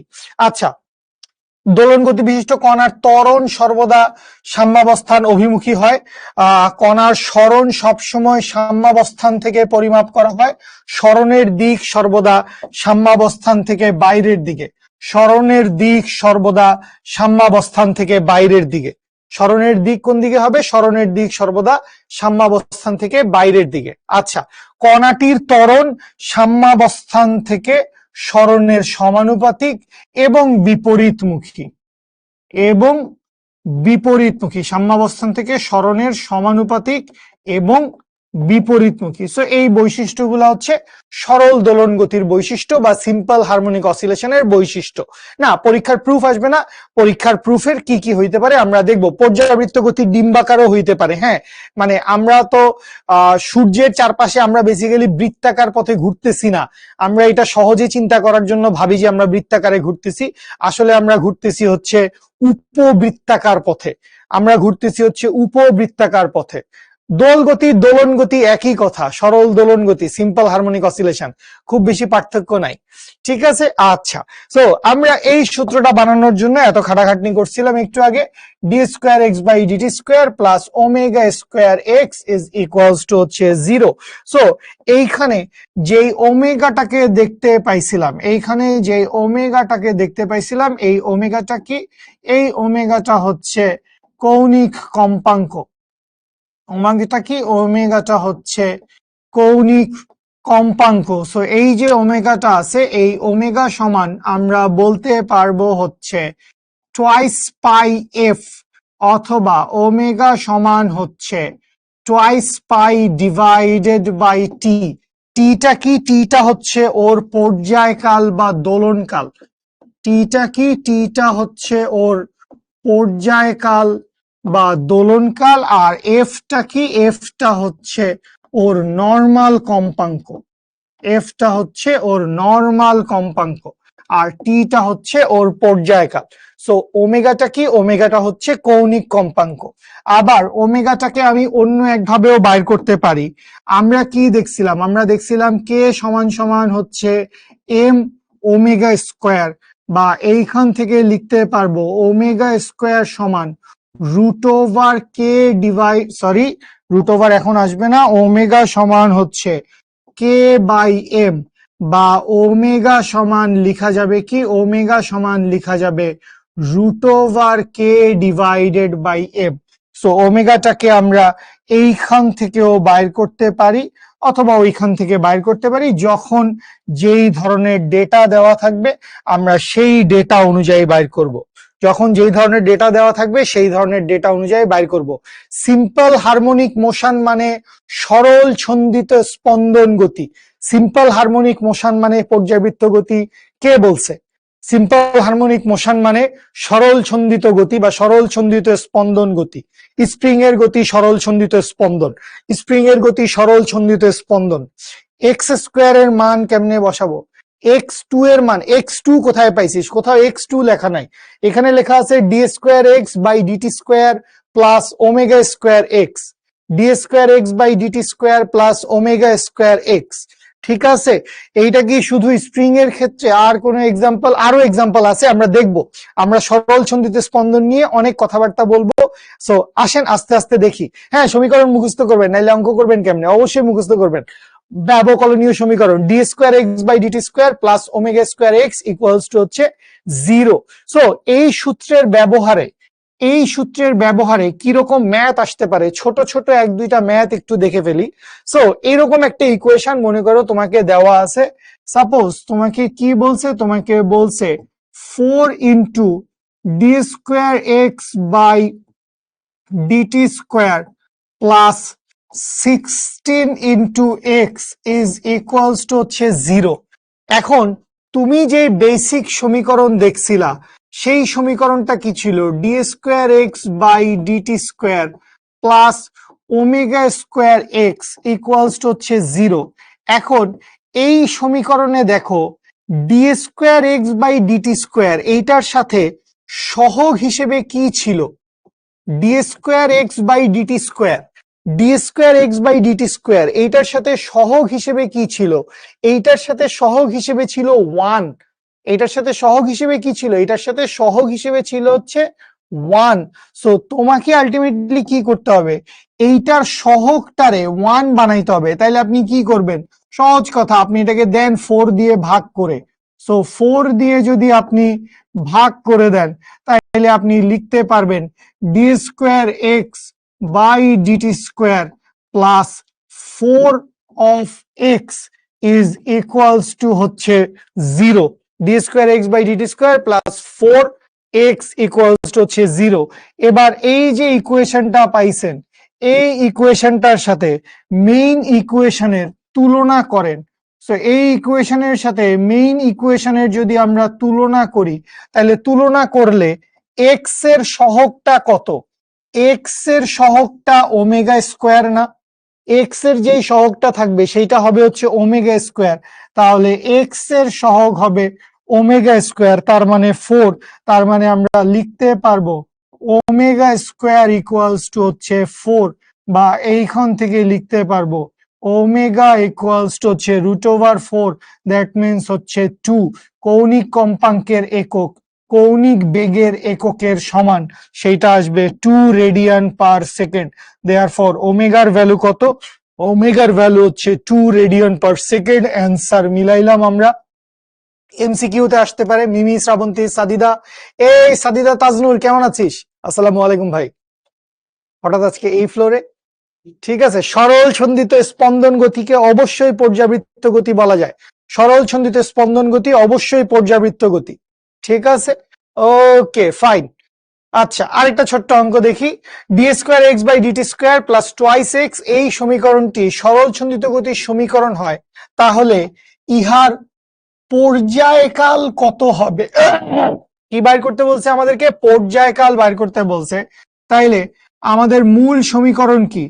আমাদের মূল সমীকরণ আমাদেরকে যেটা বলছে, মূল সমীকরণ আমাদেরকে বলছে d square x by DT square plus omega square x equals to হচ্ছে 0। আর আমাদেরকে কি দেওয়া আছে? আমাদেরকে দেওয়া আছে হচ্ছে d square x by DT square plus twice x equals to হচ্ছে 0। তাইলে দুইটা ইকুয়েশনের আমরা তুলনা করি বাপুরা। তাইলে তুলনা যদি করি, তাহলে তুলনা করলে ডি স্কোয়ার এক্স ঠিক আছে, কোনো সমস্যা নাই। তাহলে ওমেগা স্কোয়ার সমান, এই যে এক্স এর সহগ ওমেগা স্কোয়ার, এখানে এক্স এর সহগ 2, তাইলে আমরা লিখতে পারবো ওমেগা স্কোয়ার সমান হচ্ছে 2, বা ওমেগা সমান লিখতে পারবো হচ্ছে √2, বা ওমেগার জায়গায় কি লিখা যায়? ওমেগার জায়গায় লিখা যায় টোয়াইস পাই বাই টি সমান হচ্ছে √2। তো ওমেগা সমান যদি টোয়াইস পাই বাই টি বসে, টি সমান হচ্ছে √2। বা এইখান থেকে সামনে যদি আমরা আগাই, বা এইখান থেকে টি সমান কি লিখতে পারবো? টি সমান লিখতে পারবো twice pi divided by √2।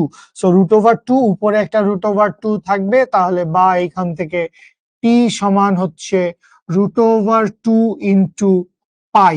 So টি সমান কি? টি সমান হচ্ছে √2 ইন্টু পাই। টি সমান হচ্ছে √2 ইন্টু পাই। বুঝতে পারছি? এরপরে যা আসে আর কি 4.44 বা যা আসে ক্যালকুলেশন করে বাইর করেন। আমি আর খুব বেশি করলাম না, কারণ ভাবলাম অ্যান্সার মিলে গেছে, এত কষ্ট করে কি হবে। বাট আপনি যদি এটার দশমিক ভ্যালু বের করতে চান, দশমিক ভ্যালু যদি বের করতে চান, কোনো সমস্যা নাই। যেহেতু সময় বাইর করছি, সচরাচর সময়ের একক সেকেন্ডেই হওয়ার কথা, যদিও আমাকে কোনো কিছু উল্লেখ করে দেয় নাই। যেহেতু উল্লেখ করে দেয় নাই, আপনি চাইলে একক শব্দটা লিখতে পারেন অথবা সেকেন্ড লেখেন, কোনো সমস্যা নাই। ঠিক আছে, বুঝতে পারছি। এই ম্যাথ কি এইচডব্লিউ পাবো? এই ম্যাথ এইচডব্লিউ কেন পাবেন? পর্যায়কালের একক মানে সচরাচর তো সময়ের একক সেকেন্ড হয়। যদি সময়ের একক মিটার বা মিনিট বা ঘন্টায় হইতে নেয়, তাহলে অপশন দেওয়া থাকবে, অপশন দেওয়া থাকবে। এটা কি বরিশালের সাদিদা? আমি জানি না এটা বরিশালের সাদিদা কিনা, বাট মোস্ট প্রবলি ইনি সেই সাদিদা যিনি কদিন আগেই শিখো অফিসে ঘুরতে আসছিলেন নিজের বড় বোন এবং আপুকে সহ। ঠিক আছে, ওকে ফাইন। টোয়াইস পাই হবে না, না টোয়াইস পাই হবে না। টোয়াইস পাই কেন হবে? নিচে √2 দিয়ে ভাগ করছো না, নিচে √2 দিয়ে ভাগ করছো না, তাহলে 2 আর √2, তাহলে 2 মানে কি, 2 মানে তো হচ্ছে √2 ইন্টু √2, তাহলে একটা √2 কাটা যাবে, একটা √2 কাটা যাবে, তাহলে থাকবে হচ্ছে √2 পাই। ঠিক আছে, আচ্ছা এবার আসেন আমরা এখানে এইবার আমরা একটা মজার জিনিস দেখব, সেটা হচ্ছে আমি চিন্তা করলাম যে আমি রশি দিয়ে বেঁধে কোনো একটা বস্তুকে এরকম বৃত্তাকার পথে ঘুরাচ্ছি। রশি দিয়ে বেঁধে কি করতেছি, কোনো একটা বস্তুকে এরকম বৃত্তাকার পথে ঘুরাচ্ছি এবং এইটার নিচের দিকে কোনো একটা জায়গায় আমি একটা রিফ্লেক্টরি পর্দা দিয়ে রাখছি। এখানে একটা প্রতিফলক পর্দা আছে, এখানে কি আছে, এইখানে একটা প্রতিফলক পর্দা আছে এবং উপর থেকে আমি কি করলাম, উপর থেকে আমি খুব জোরালো লাইট মারছি, উপর থেকে আমি জোরালো লাইট মারছি। এই যে উপর থেকে জোরালো লাইট মারছি, লাইট মারার কারণে কি হচ্ছে, লাইট মারার কারণে, আমার গলা শুকায় আসছে এভাবে বলিস না প্লিজ জাকিয়া আপু, লাইট মারার কারণে বুঝেন এই যে বস্তুটা আছে, এই যে বস্তুটা আছে, এই বস্তুটার একটা ছায়া পড়তেছে এখানে। বুঝেন আমরা এখন দুইটা জিনিসের মধ্যে চমৎকার আদান প্রদান দেখব। আমরা এখন বৃত্তাকার গতি, বৃত্তাকার গতিটা কি, বৃত্তাকার গতিটা হচ্ছে পর্যাবৃত্ত গতি, বৃত্তাকার গতিটা হচ্ছে পর্যাবৃত্ত গতি। সো বৃত্তাকার গতি এবং সরল ছন্দিত স্পন্দন, এত বড় বাংলা কথা লিখতে পারবো না, এই দুইজনের মধ্যে একটা কোরিলেশন দেখব। সবাই মনোযোগ দিয়ে বুঝেন, এইটুকু বুঝলে ইনশাল্লাহ সামনের জার্নি কভার হয়ে যাবে, সহজে বুঝবেন এবং এইটাই আমি বাকি পুরা ক্লাস ধরে বুঝাবো। ঠিক আছে, বৃত্তাকার গতি হচ্ছে এক ধরনের পর্যাবৃত্ত গতি, কারণ বৃত্তাকার পথে নির্দিষ্ট সময় পর পর একটা বিন্দুকে একই দিক থেকে অতিক্রম করছে। সো এইটা কি, এইটা হচ্ছে এক ধরনের পর্যাবৃত্ত গতি, এটা হচ্ছে এক ধরনের পর্যাবৃত্ত গতি। ঠিক আছে, এখন আমি বললাম যে একটা বস্তুকে এরকম বৃত্তাকার পথে ঘুরাচ্ছি, একটা বস্তুকে এরকম বৃত্তাকার পথে ঘুরাচ্ছি। সো এই যে বৃত্তাকার পথে ঘুরাচ্ছি, হাফিজ ভাই, হাফিজ ভাই তুমি যদি বাইরে থাকো শুনলে একটু আইসো, হাফিজ ভাই, মাহমুদুল্লাহ ভাই কেউ থাকলে একটু আইসো। সো যেটা বলছিলাম, একটা বস্তুকে আমি কি করছি, একটা বস্তুকে আমি এরকম বৃত্তাকার পথে ঘুরাচ্ছি। সো বৃত্তাকার পথে ঘোরানোর সময় এইটার এক পাশে আমি কি করলাম, এক পাশে আমি একটা শক্তিশালী লাইট সোর্স বসাই দিলাম, একটা শক্তিশালী একটা টর্চ লাইট বসাইলাম, শক্তিশালী টর্চ লাইট বসাইলাম। অপর পাশে কি ধরলাম, অপর পাশে ধরলাম হচ্ছে একটা পর্দা, অপর পাশে ধরলাম কি, অপর পাশে ধরলাম হচ্ছে একটা পর্দা। তাহলে বস্তুটা যেখানে থাকবে সেই বরাবর একটা ছায়া পড়বে না, বস্তুটা যেখানে থাকবে সেই বরাবর কি করবে, একটা ছায়া পড়বে। তাইলে আমি যদি জিনিসটাকে এবার ঘুরতে দেই, তাহলে দেখেন জিনিসটা ঘোরার সাথে সাথে বস্তুটা ঘুরতেছে, বস্তুটা ঘুরতেছে কোথায়, বস্তুটা ঘুরতেছে বৃত্তাকার পথে, বস্তুটা ঘুরতেছে বৃত্তাকার পথে, বস্তুটা বৃত্তাকার পথে ঘোরার সময় ওর ছায়া পড়তেছে, এই যে দেখো ওর ছায়া পড়লো, ওর ছায়া পড়ছে এইখানে, আবার ঘুরাই দিলাম, এই যে ছায়া চলে গেল, আবার থামাই দিলাম, ছায়া থেমে গেল, আবার ঘুরতে দিলাম, ছায়াটা ঘুরছে, আবার থামাই দিলাম, আবার ঘুরতে দিলাম। তাহলে দেখো ছায়াটা আসা যাওয়া করছে, ছায়াটা আসা যাওয়া, পর্দা মানে রিফ্লেক্টরি পর্দা, সিনেমায় আমরা পর্দায় সিনেমা দেখি বা যে কোনো পর্দার মধ্যে আলো ফেলা যায় সেরকম একটা পর্দা। সো ছায়াটা, ভেরি গুড, কে আমাকে অ্যান্সারটা দিল, শ্রাবন্তী হালদার। সো ওই যে বস্তুটা আছে, ছায়ার আসা যাওয়া, ছায়ার আসা যাওয়া, এই ছায়ার আসা যাওয়াটা কিরকম, ছায়ার আসা যাওয়াটা সরল রৈখিক, ছায়ার আসা যাওয়াটা কিরকম, ছায়ার আসা যাওয়াটা হচ্ছে সরল রৈখিক। এবং এই ছায়াটা কিভাবে যাচ্ছে আসছে, যাত্রাপথের অর্ধেক সময় যেদিকে যাচ্ছে, যাত্রাপথের বাকি অর্ধেক সময় তার বিপরীত দিকে আসতেছে, যাত্রাপথের অর্ধেক সময় যেদিকে যাচ্ছে, যাত্রাপথের অর্ধেক সময় তার বিপরীত দিকে আসতেছে। সো এই কারণে ছায়ার যেই গতি, ছায়ার যেই গতি সেই গতিটা হচ্ছে সরল ছন্দিত স্পন্দন। এই জিনিসটা বুঝতে আমাদের প্রায় সবারই কনফিউশন লাগে। আমরা চিন্তা করি যে বৃত্তাকার গতিটাই আসলে পর্যাবৃত্ত গতি। না, হ্যাঁ, বৃত্তাকার গতিটা পর্যাবৃত্ত গতি, ঠিক আছে, বৃত্তাকার গতিটা পর্যাবৃত্ত গতি, কিন্তু বৃত্তাকার গতিটা সরল ছন্দিত স্পন্দন না। সরল ছন্দিত স্পন্দন কোনটা? সরল ছন্দিত স্পন্দন হচ্ছে ওর ছায়ার আসা যাওয়া। কেন? কারণ ছায়ার আসা যাওয়াটা হচ্ছে সরল রৈখিক, এবং সরল ছন্দিত স্পন্দন হওয়ার জন্য একটু কাউকে ডাকেন না, হাফিজ ভাই বা মাহমুদুল্লাহ ভাইকে ডাকেন। ছায়ার আসা যাওয়াটা হচ্ছে সরল রৈখিক, কারণ নামের ভিতরেই আছে সরল ছন্দিত স্পন্দন। সো সরল ছন্দিত স্পন্দন হওয়ার জন্য সরল রৈখিক গতি হইতে হবে, ঠিক আছে? আচ্ছা, সো এবারে আসেন আমরা এই ছায়া নিয়ে আর একটু কাজ করব। টিভি বন্ধ হয়ে যাবে 90 সেকেন্ড পরে। আমরা এই ছায়া নিয়ে আর একটু কাজ করব। ছায়া নিয়ে আর একটু কিভাবে কাজ করব? সো এইটা, এখান থেকে আমার কোনো কাহিনী নেই, এখানে ব্যাপারটা খুব সিম্পল। এখানে বস্তুটা এই মনে করি এইটা হচ্ছে ওর সাম্যাবস্থা। এইটা কি? এইটা হচ্ছে ওর সাম্যাবস্থা।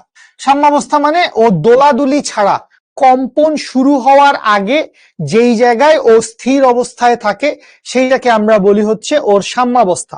সো সাম্যাবস্থা থেকে আপনি যদি বস্তুটাকে ঘুরাইতে শুরু করেন, সাম্যাবস্থা থেকে আপনি বস্তুটাকে ঘুরাইতে শুরু করলেন, ওমেগা কৌণিক বেগে ঘুরান দিলাম, তাইলে বস্তুটা এই জায়গায় আসলো, তাইলে এই বরাবর একটা ছায়া পড়বে। তারপর ঘুরতে ঘুরতে ও সর্বোচ্চ উচ্চতায় চলে গেল, তাহলে এই বরাবর একটা ছায়া পড়বে।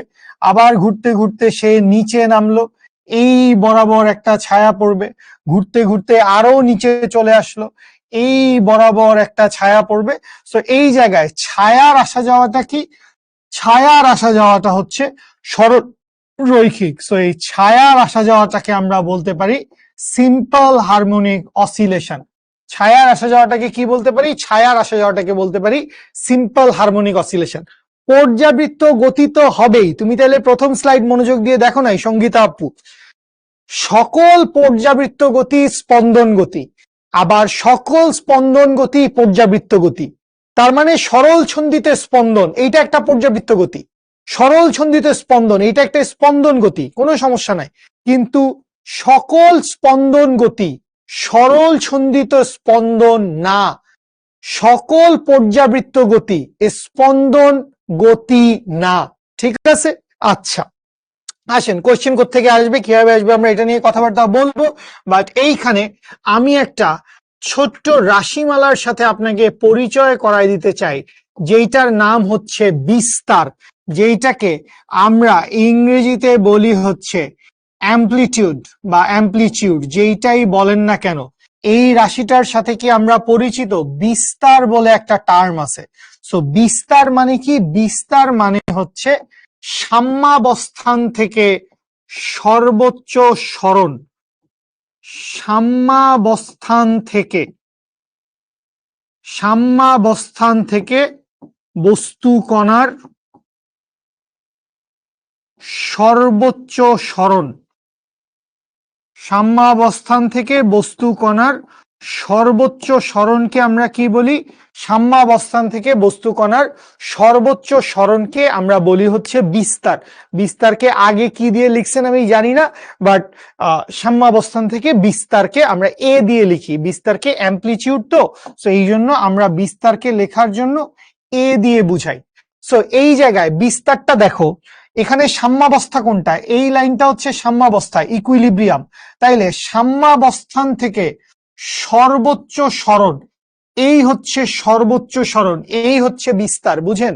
সাম্যাবস্থান থেকে সর্বোচ্চ সরণ, সাম্যাবস্থান থেকে সর্বোচ্চ সরণ এইটুকু কি? এইটুকু হচ্ছে ওর বিস্তারের মান। সাম্যাবস্থান থেকে সর্বোচ্চ সরণ এইটুকু হচ্ছে ওর বিস্তারের মান। আচ্ছা, এইখানেও আপনাকে ওই এখানে একটা ইম্পর্টেন্ট জিনিস আছে, এখানে একটা ইম্পর্টেন্ট জিনিস আছে, এই জন্য তো আমি এত জায়গা খালি রাখছি। এখানে একটা ছোট্ট জিনিস বুঝেন, এটা আমরা পরের গ্রাফ দেখবো, এরপরে আমরা আরো ভালো করে বুঝবো। বাট খেয়াল করেন এইখানটায় এই গতিপথটা অর্ধেক রাস্তা হচ্ছে এইভাবে গেছে। এই যে বৃত্তাকার গতি, সবাই বৃত্তাকার গতিটার দিকে তাকাও, বৃত্তাকার গতিটার অর্ধেক পথ গেছে এইভাবে, আবার নিচের অর্ধেক পথ আসছে এইভাবে, অর্ধেক পথ গেছে কোন ভাবে, অর্ধেক পথ গেছে এইভাবে, নিচের অর্ধেক পথ আসছে এইভাবে। সো তুমি চিন্তা করো, আমি যদি এই মাঝখান বরাবর, এখানে একটু চিন্তা শক্তিকে কাজে লাগাইতে হবে, একটু চিন্তা শক্তিটাকে কাজে লাগাও, আমরা সামনে গেলে আরো ভালো করে বুঝবো। এই মাঝখান বরাবর আমি চিন্তা করলাম এই বৃত্তাকার গতিটাকে কেটে দিছি, মাঝখান বরাবর এই বৃত্তাকার গতিটাকে কেটে দিছি। তাহলে যদি মাঝখান বরাবর বৃত্তাকার গতিটাকে কেটে দেই, তারপরে যেই কাজটা করব, ধরো এই ছিল আমার বৃত্তাকার গতি, হ্যাঁ এই ছিল আমার বৃত্তাকার গতি। সো এই বৃত্তাকার গতিকে আমি কি করব, আমি মাঝখান বরাবর কেটে দিব। আপনি বললেন দিছি, মাঝখান বরাবর কেটে দিছি, ভেরি গুড। মাঝখান বরাবর কেটে দেওয়ার পরে গুড, অনেকে এখানে ট্রিগোনোমেট্রির কনসেপশন অ্যাপ্লাই করতেছো, টোয়াইস পাই রেডিয়ান ঘুরে আসবে বা 360 ডিগ্রি ঘুরে আসবে, ভেরি গুড। তাহলে মাঝখান বরাবর কেটে দেওয়ার পর এই বরাবর একটা ধাক্কা দিব, মাঝখান বরাবর কেটে দেওয়ার পর এই বরাবর কি করব, এই বরাবর একটা ধাক্কা দিব। এই বরাবর ধাক্কা দিলে, ধাক্কা খেয়ে এই যে নিচের অর্ধেক, নিচের অর্ধেক কি করবে, যেহেতু ধাক্কা খাইছে, ধাক্কা খাইলে নিচের অর্ধেক সামনের দিকে চলে যাবে না, ধাক্কা খাইলে নিচের অর্ধেক সামনের দিকে চলে যাবে। এটা বুঝতেছেন যে আপনি এই বৃত্তাকার গতিপথকে মাঝখান বরাবর কেটে দিছেন, মাঝখান বরাবর কেটে দেওয়ার পরে নিচের অর্ধেককে আপনি দিছেন হচ্ছে একটা ধাক্কা। সো নিচের অর্ধেককে ধাক্কা দেওয়ার কারণে নিচের কাটা অর্ধেকটা, কাটা অর্ধেকটা আর এইখানে থাকবে না, কাটা অর্ধেকটা চলে যাবে এই রকম একটা জায়গায়, কাটা অর্ধেকটা ধাক্কা খেয়ে সামনে চলে গেল, বুঝতে পারছেন? সো এইখানে যে লাইনটা দেখতে পাচ্ছেন, এই লাইনটা বেসিক্যালি একটা সাইনোসয়েডাল কার্ভ বুঝাচ্ছে, সাইন ফাংশনের কার্ভ বুঝাচ্ছে, এইটা সাইন ফাংশনের কার্ভ বুঝাচ্ছে, এটাকে সাইন ফাংশনের কার্ভ। সাইন ফাংশনের কার্ভ কোত্থেকে শুরু হয়, 0 0 বিন্দু থেকে। তাহলে গ্রাফ কোত্থেকে শুরু হয়েছে, 0 0 বিন্দু থেকে, এবং 0 0 বিন্দু থেকে তরঙ্গ মিলে যাচ্ছে, ভেরি গুড।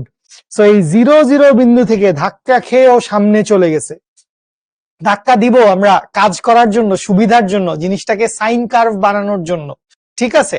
তাহলে এইখান থেকে খেয়াল করেন, আমি যদি একটু জিনিসটাকে ভিজুয়ালি দেখি, আমরা সাইন কার্ভ কেন হইছে, সাইনোসয়েডাল কার্ভ কেন হইছে এটার প্রমাণ আবারও দেখব। বাট জিনিসটা যদি বৃত্তাকার পথে ঘুরতে থাকে, জিনিসটা যদি বৃত্তাকার পথে ঘুরতে থাকে, তাহলে দেখো এই রকম একটা সাইনোসয়েডাল কার্ভ তৈরি হয়, এরকম একটা সাইনোসয়েডাল কার্ভ তৈরি হয়। এবং শুরু থেকে এই পর্যন্ত পুরাটা দূরত্ব কত, পুরাটা দূরত্ব হচ্ছে 360 ডিগ্রি বা টোয়াইস পাই রেডিয়ানের সমান। তাহলে অর্ধেক দূরত্ব কি হবে, অর্ধেক দূরত্ব হবে পাই রেডিয়ান বা 180 ডিগ্রির সমান। এই অর্ধেকের অর্ধেক কি হবে, এই অর্ধেকের অর্ধেক হবে পাই বাই 2 বা 90 ডিগ্রির সমান। বুঝি পুরাটা কত, পুরাটা হচ্ছে 360 ডিগ্রি বা টোয়াইস পাই রেডিয়ান, তাহলে অর্ধেক কত, পাই রেডিয়ান বা 180 ডিগ্রি, তার অর্ধেক কত, 90 ডিগ্রি বা পাই বাই 2। ঠিক আছে, ওকে ফাইন, সামনে আসি। এখন আসেন আমরা একটু ইকুয়েশনটা বিল্ড আপ করি। এই ইকুয়েশনটা বিল্ড আপ পর্যন্তই আমাদের আজকের ক্লাস, আর কোনো খাটাখাটনি নাই। সো আমি ধরে নিলাম এই যে পয়েন্টটা, এই পয়েন্টটা কি ছিল, এই পয়েন্টটা ছিল হচ্ছে ওর সাম্যাবস্থা। এই পয়েন্টটা কি ছিল, এই পয়েন্টটা ছিল হচ্ছে ওর সাম্যাবস্থা। সো আমি ধরে নিলাম যে এই সাম্যাবস্থা থেকে সিম্পল হারমোনিক অসিলেশন শুরু হচ্ছে। সাম্যাবস্থান থেকে কি হচ্ছে, সাম্যাবস্থান থেকে সিম্পল হারমোনিক অসিলেশন শুরু হচ্ছে। অর্থাৎ এইখান থেকে আপনি বস্তুটাকে ওমেগা কৌণিক বেগে ঘুরাইতে শুরু করলেন, এখান থেকে আপনি ওমেগা কৌণিক বেগে বস্তুটাকে কি করলেন, ওমেগা কৌণিক বেগে বস্তুটাকে ঘুরাইতে শুরু করলেন। আমরা নিচের অংশে ধাক্কা মারছি তাই নিচের অংশ সরছে ভাই, ঠিক আছে? ওমেগা কৌণিক বেগে বস্তুটাকে ঘুরাইতে শুরু করছি। তো ওমেগা কৌণিক বেগে বস্তুটা কতক্ষণ ধরে ঘুরছে, ধরে নিলাম ওমেগা কৌণিক বেগে বস্তুটা টি সময় ধরে ঘুরছে। সো ওমেগা কৌণিক বেগে টি সময় ধরে ঘুরার পর ধরে নিলাম বস্তুটা বর্তমানে এই জায়গায় এসে দাঁড়াইছে। এই হচ্ছে বস্তুটার বর্তমান অবস্থা, এই হচ্ছে বস্তুটার বর্তমান অবস্থা। তাহলে খেয়াল করেন এই জায়গায় ও একটা অ্যাঙ্গেল তৈরি করছে, এইটুকু হচ্ছে ওর কৌণিক সরণ। এইটুকু কি? এইটুকু হচ্ছে ওর কৌণিক সরণ। আবার এইখান থেকে খেয়াল করেন, সাম্যাবস্থা থেকে ওর একটা রৈখিক সরণ হইছে। তো এইটাকে আপনি নাম দেন এক্স। এই সাম্যাবস্থান থেকে রৈখিক সরণটাকে আপনি কি বলতে পারবেন? সাম্যাবস্থান থেকে এই রৈখিক সরণটাকে আপনি বলতে পারবেন হচ্ছে এক্স। এখন খেয়াল করেন, মনে করেন এই বিন্দু থেকে সাপোজ এই বিন্দু পর্যন্ত এইটুকু আসলে কি? এইটুকু আসলে বৃত্তের ব্যাসার্ধ, এবং বৃত্তের ব্যাসার্ধটাই আসলে কি? ওর সর্বোচ্চ সরণ বা ওর বিস্তারের সমান এইটুকু। এই দূরত্বটা কি? সাম্যাবস্থান থেকে সর্বোচ্চ যেই দূরত্ব অতিক্রম করে সেটাকে আমরা কি বলি? বিস্তার বলি। তাহলে সাম্যাবস্থান থেকে সর্বোচ্চ দূরত্বটা কি? ওর বিস্তারের সমান। তাহলে আর ইকুয়ালস টু এ। এর বুঝতে পারছি। এখন এইখানটায় খেয়াল করেন, এই যে বাহুটা, এই বাহুটাকেও আমি বলতে পারি না যে এইটা ওর বিস্তার?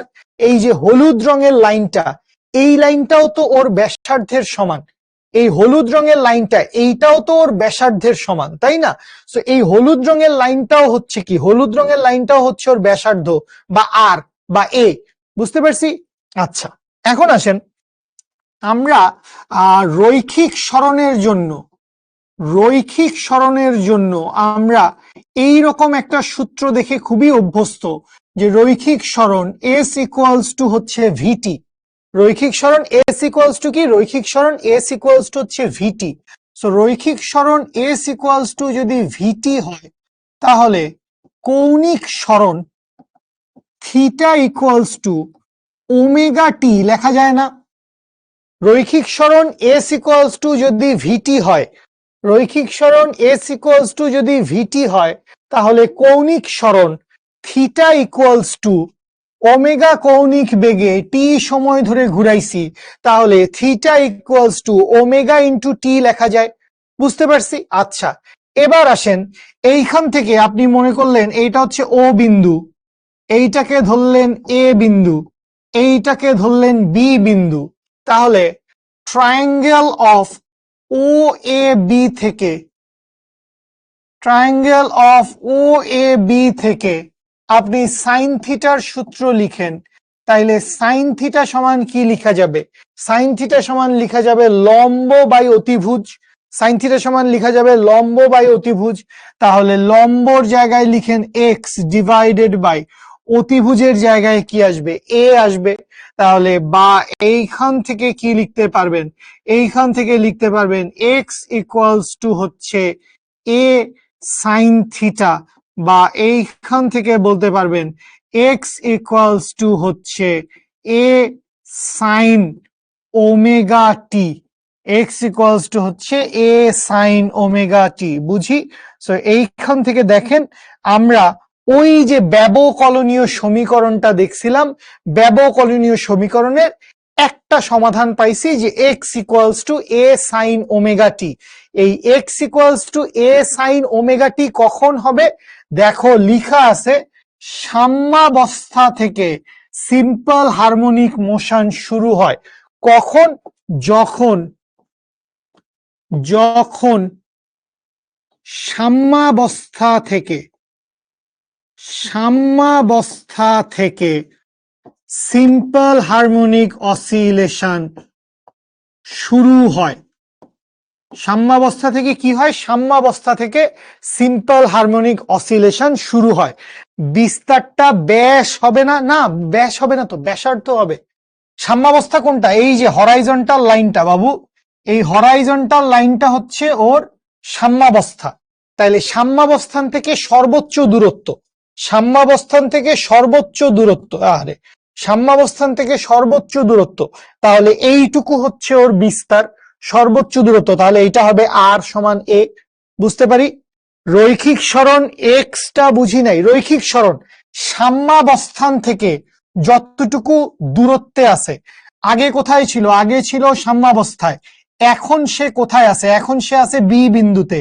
সো সাম্যাবস্থা থেকে এই লাইন থেকে, এই হরাইজন্টাল লাইন থেকে কত দূরে আছে? এই হরাইজন্টাল লাইন থেকে যতটুকু দূরে আছে সেইটাই হবে হচ্ছে ওর রৈখিক সরণ। হরাইজন্টাল লাইন থেকে যতটুকু দূরে আছে ততটুকু হবে ওর রৈখিক সরণ। বিস্তার হচ্ছে সাম্যাবস্থান থেকে সর্বোচ্চ দূরত্ব। সো এই যদি ওর সাম্যাবস্থার লাইন হয়, এই যদি ওর সাম্যাবস্থার লাইন হয়, সাম্যাবস্থান থেকে সর্বোচ্চ এদূর পর্যন্ত উঠতে পারবে, তাহলে এইটা হচ্ছে ওর বিস্তারের সমান। এখন যেহেতু বস্তুটাকে আমি বৃত্তাকার পথে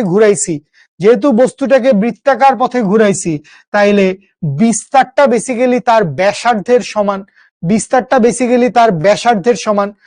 বিস্তারটা কার সমান? বিস্তারটা বেসিক্যালি হচ্ছে তার ব্যাসার্ধের সমান। বুঝতে পারছি? সো এই যে বিস্তারটা তার ব্যাসার্ধের সমান, ঠিক আছে। সাম্যাবস্থাকে কিভাবে ডিফাইন করলাম? যে মাঝের লাইনটাই সাম্যাবস্থা, ধরে নিছি মাঝের লাইনটাই সাম্যাবস্থা। ইকুইলিব্রিয়াম পজিশন মাঝামাঝি তো থাকবে, ইকুইলিব্রিয়াম পজিশন থাকবে হচ্ছে মাঝামাঝি। সাম্যাবস্থান থেকে উপরে যেই দূরত্ব যাবে, সাম্যাবস্থান থেকে নিচে সেই দূরত্ব যাবে, ঠিক আছে। Simple harmonic motion SHO simple harmonic oscillation, বিস্তার একটাই হবে। একটা নির্দিষ্ট সরল ছন্দিত স্পন্দনের জন্য বিস্তার একটাই, একটা নির্দিষ্ট সরল ছন্দিত স্পন্দনের জন্য বিস্তার একটাই, ঠিক আছে। আচ্ছা, সো এইটা কোন কেস? এইটা বলছি যখন সাম্যাবস্থান থেকে সিম্পল হারমোনিক অসিলেশন শুরু হয়। এখন কথা হচ্ছে, যদি সাম্যাবস্থা থেকে শুরু না হয় তাহলে কি হবে?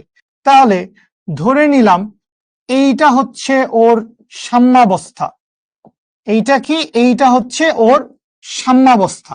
এখন বস্তুটা শুরুতে সাম্যাবস্থায় ছিল না। কি বললাম? বস্তুটা শুরুতে সাম্যাবস্থায় ছিল না। সাম্যাবস্থায় না থেকে সে একটা নতুন বিন্দুতে অবস্থান করছে। সাম্যাবস্থায় না থেকে সে একটা নতুন বিন্দুতে অবস্থান করছে। মনে করলাম এই বিন্দুটা হচ্ছে এ বিন্দু। বস্তুর অবস্থান কোথায়? বস্তুর অবস্থান হচ্ছে এখন এ বিন্দুতে। বস্তুর অবস্থান কোথায়? বস্তুর অবস্থান হচ্ছে এখন এ বিন্দুতে। তাহলে বস্তুটা শুরুতে সাম্যাবস্থানে অবস্থান করে নাই। বস্তুটার শুরুতে সাম্যাবস্থানের সাথে যে কোনো একটা অ্যাঙ্গেল দেওয়া আছে। তাহলে এই অ্যাঙ্গেলের পরিমাণটা কত? ধরে নিলাম এই অ্যাঙ্গেলের পরিমাণটা হচ্ছে ডেল্টা। এই অ্যাঙ্গেলের পরিমাণটা হচ্ছে ডেল্টা। ডেল্টাটা কি?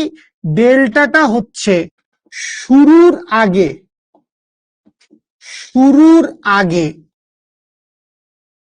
সাম্যাবস্থান থেকে কৌণিক দূরত্ব। শুরুর আগে সাম্যাবস্থান থেকে কৌণিক দূরত্ব। এবং এইটার আরেকটা নাম আছে, এইটার নাম হচ্ছে আদি দশা। এইটার নাম কি? এইটার নাম হচ্ছে আদি দশা। সো শুরুর আগে সাম্যাবস্থান থেকে যতটুকু কৌণিক দূরত্বে থাকে সেটাকে আমরা বলি হচ্ছে আদি দশা।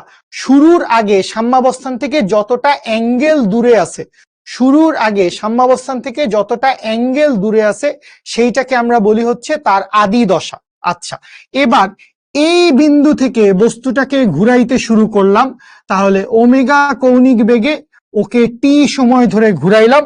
সো ওমেগা কৌণিক বেগে টি সময় ধরে ঘুরাইলে বস্তুটা মনে করলাম এই বিন্দুতে আসছে। বস্তুটা মনে করলাম এই বিন্দুতে আসছে। তাহলে এখন সে কোথায় অবস্থান করতেছে? এখন সে বি বিন্দুতে অবস্থান করতেছে। এইটাকে মনে করলাম ও বিন্দু, সাম্যাবস্থাটাকে মনে করলাম সি বিন্দু। তাহলে কৌণিক বেগে টি সময় ধরে কোত্থেকে কোথায় গেছে? কৌণিক বেগে টি সময় ধরে এ থেকে বি তে চলে গেছে।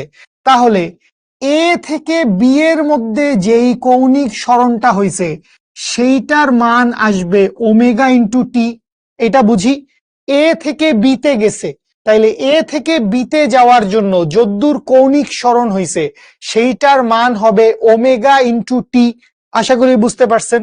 ওকে, এবার আসেন আমাদের এক্স মানে কি? এক্স মানে হচ্ছে অলওয়েজ সাম্যাবস্থান থেকে সরণ। এই এক্স এর পরিচয় কি? এক্স এর পরিচয় অলওয়েজ হচ্ছে সাম্যাবস্থান থেকে সরণ। ডাজেন্ট ম্যাটার সরল ছন্দিত স্পন্দন কোত্থেকে শুরু হয়েছে। এখানে সরল ছন্দিত স্পন্দন শুরু হয়েছে এ বিন্দু থেকে। সরল ছন্দিত স্পন্দন শুরু হয়েছে কোত্থেকে? এ বিন্দু থেকে। সো এ বিন্দু থেকে শুরু যখন হয়েছে তখন সাম্যাবস্থানের সাথে, এই যে সাম্যাবস্থানের লাইন ওসি, ওসিটা হচ্ছে সাম্যাবস্থানের লাইন, এই সাম্যাবস্থানের সাথে ও একটা অ্যাঙ্গেল তৈরি করেছিল, এই যে অ্যাঙ্গেল ডেল্টা, এই অ্যাঙ্গেলটা আগে থেকেই তৈরি করা ছিল। সো এইটুকুকে আমরা বলছি আদি দশা। এখন তাকে ওমেগা কৌণিক বেগে টি সময় ধরে ঘুরাইছি, তাহলে যতটুকু কৌণিক সরণ হয়েছে সেইটার মান কত? সেইটার মান হচ্ছে ওমেগা ইন্টু টি। তাহলে সাম্যাবস্থান থেকে যতটুকু সরণ হয়েছে, সাম্যাবস্থান থেকে যতটুকু সরণ হয়েছে সেই সরণের মান কত? সেই সরণের মান হচ্ছে এক্স। সাম্যাবস্থান থেকে যতটুকু সরণ হয়েছে সেই সরণের মান হচ্ছে এক্স। তাহলে সেই সরণের মান যদি এক্স হয়, এইখানে একটা বিন্দু ধরে নেই, সাপোজ এই বিন্দুটার নাম দিলাম হচ্ছে আমরা ডি বিন্দু। তাহলে এখন খেয়াল করেন, triangle of O B D থেকে, triangle of O B D থেকে, তাহলে triangle of O B D, এই ট্রায়াঙ্গেল থেকে খেয়াল করেন থিটা সমান কত? থিটা সমান হচ্ছে ওমেগা টি প্লাস ডেল্টা। থিটা দিয়ে আমি কোনটাকে বুঝাইছি? থিটা দিয়ে আমি বুঝাইছি হচ্ছে এই পুরা অ্যাঙ্গেলটা। এই পুরা অ্যাঙ্গেলটাকে কি বলছি? এই পুরা অ্যাঙ্গেলটাকে আমরা বলছি হচ্ছে থিটা। আচ্ছা, ওই যে বাহুটা ব্যাসার্ধ, ব্যাসার্ধ কার সমান? ব্যাসার্ধ ওর বিস্তারের সমান। ব্যাসার্ধ হচ্ছে ওর বিস্তারের সমান। তাহলে আমরা কি লিখতে পারবো? আমরা লিখতে পারবো আগের বারের মতো সাইন থিটা ইকুয়ালস টু হচ্ছে এক্স বাই এ, বা এইখান থেকে লিখতে পারবো এক্স ইকুয়ালস টু হচ্ছে এ সাইন থিটা, বা এইখান থেকে লিখতে পারবো এক্স ইকুয়ালস টু হচ্ছে A sine omega T plus delta. So এইটা বেসিক্যালি হচ্ছে আমাদের সরল ছন্দিত স্পন্দন গতিসম্পন্ন কোন কণার সরণের সমীকরণ। সরল ছন্দিত স্পন্দন গতিসম্পন্ন কোন কণার সরণ। এক্সটা কি? এক্সটা হচ্ছে কণার সরণ। এটা কি? এটা হচ্ছে ওর বিস্তার। এটা হচ্ছে ওর বিস্তার। সাইন ফাংশনের ভিতরে যা কিছু আছে সেইটাকে বলে হচ্ছে দশা, অথবা বলে হচ্ছে কৌণিক অবস্থান। যে কোনো মুহূর্তের কৌণিক অবস্থান, যে কোনো মুহূর্তের কৌণিক অবস্থান। ওমেগাটাকে কি বলি আমরা? ওমেগাটাকে বলি হচ্ছে কৌণিক কম্পাঙ্ক। ওমেগাটাকে বলি হচ্ছে কৌণিক কম্পাঙ্ক, এবং ডেল্টাটাকে বলি হচ্ছে আদি দশা। ডেল্টাটাকে বলি হচ্ছে আদি দশা। সো এইটাই বেসিক্যালি সমীকরণ। কারণ ডি বিন্দুটি সাম্যাবস্থার সি বিন্দুতে হতে হবে না, না সাম্যাবস্থার সি বিন্দুতে হতে হবে না, তাইলে তো আমরা একটা সমকোণী ত্রিভুজ পাবো না। আমরা সাম্যাবস্থান থেকে লম্ব দূরত্ব বাইর করতে চাই, সাম্যাবস্থান থেকে লম্ব দূরত্ব বাইর করতে চাই। সো সাম্যাবস্থান থেকে লম্ব দূরত্বটা কত হবে? সাম্যাবস্থান থেকে লম্ব দূরত্বটা হবে এক্স এর সমান। আগের বারও তুমি খেয়াল করো, আগের বারও খেয়াল করো, তুমি লম্ব দূরত্ব বাইর করছিলা, তুমি লম্ব দূরত্ব বাইর করছিলা। এই যে এইটা ছিল তোমার এ বিন্দু, এইটা না, তুমি লম্ব দূরত্ব বাইর করছিলা। ঠিক আছে? সো এক্স ইকুয়ালস টু কি? এক্স ইকুয়ালস টু হচ্ছে A sine omega T plus delta. X মানে হচ্ছে কণার সরণ, এ মানে হচ্ছে বিস্তার, ওমেগা হচ্ছে কৌণিক কম্পাঙ্ক, টি মানে তো সময়, ডেল্টাটা হচ্ছে আদি দশা। আর সাইন ফাংশনের ভিতরে যা কিছু আছে সেইটাকে আমরা বলি হচ্ছে দশা বা কৌণিক অবস্থান। আমরা এই সূত্রটাই ইউজ করব, আমরা এই সূত্রটাই ইউজ করব। কারণ মজার কথা হচ্ছে সরল ছন্দিত স্পন্দন কখনো সাম্যাবস্থান থেকে শুরু হয় না। সরল ছন্দিত স্পন্দন কখনো সাম্যাবস্থান থেকে শুরু হয় না। আমরা এই সূত্রটাই ব্যবহার করব, এ সাইন ওমেগা টি প্লাস ডেল্টা। সরল ছন্দিত স্পন্দন কখনো সাম্যাবস্থান থেকে শুরু হয় না। সরল ছন্দিত স্পন্দন সবসময় কোনো না কোনো একটা আদি দশা থেকে শুরু হয়। তাহলে আমরা এই সূত্রটা দেখছি, x equals to a sin omega t plus delta. এই সূত্র নিয়ে কথাবার্তা হয়েছে, সমস্ত কিছুর রাশিমালা দেখছি। একটা ছোট এমসিকিউ সলভ করি, তারপর কাহিনী শেষ। সরল দোলন গতি সম্পন্ন কোন কণার গতির সমীকরণ y equals to 20 sin omega t plus delta এবং আদি সরণ। আদি সরণ মানে কি?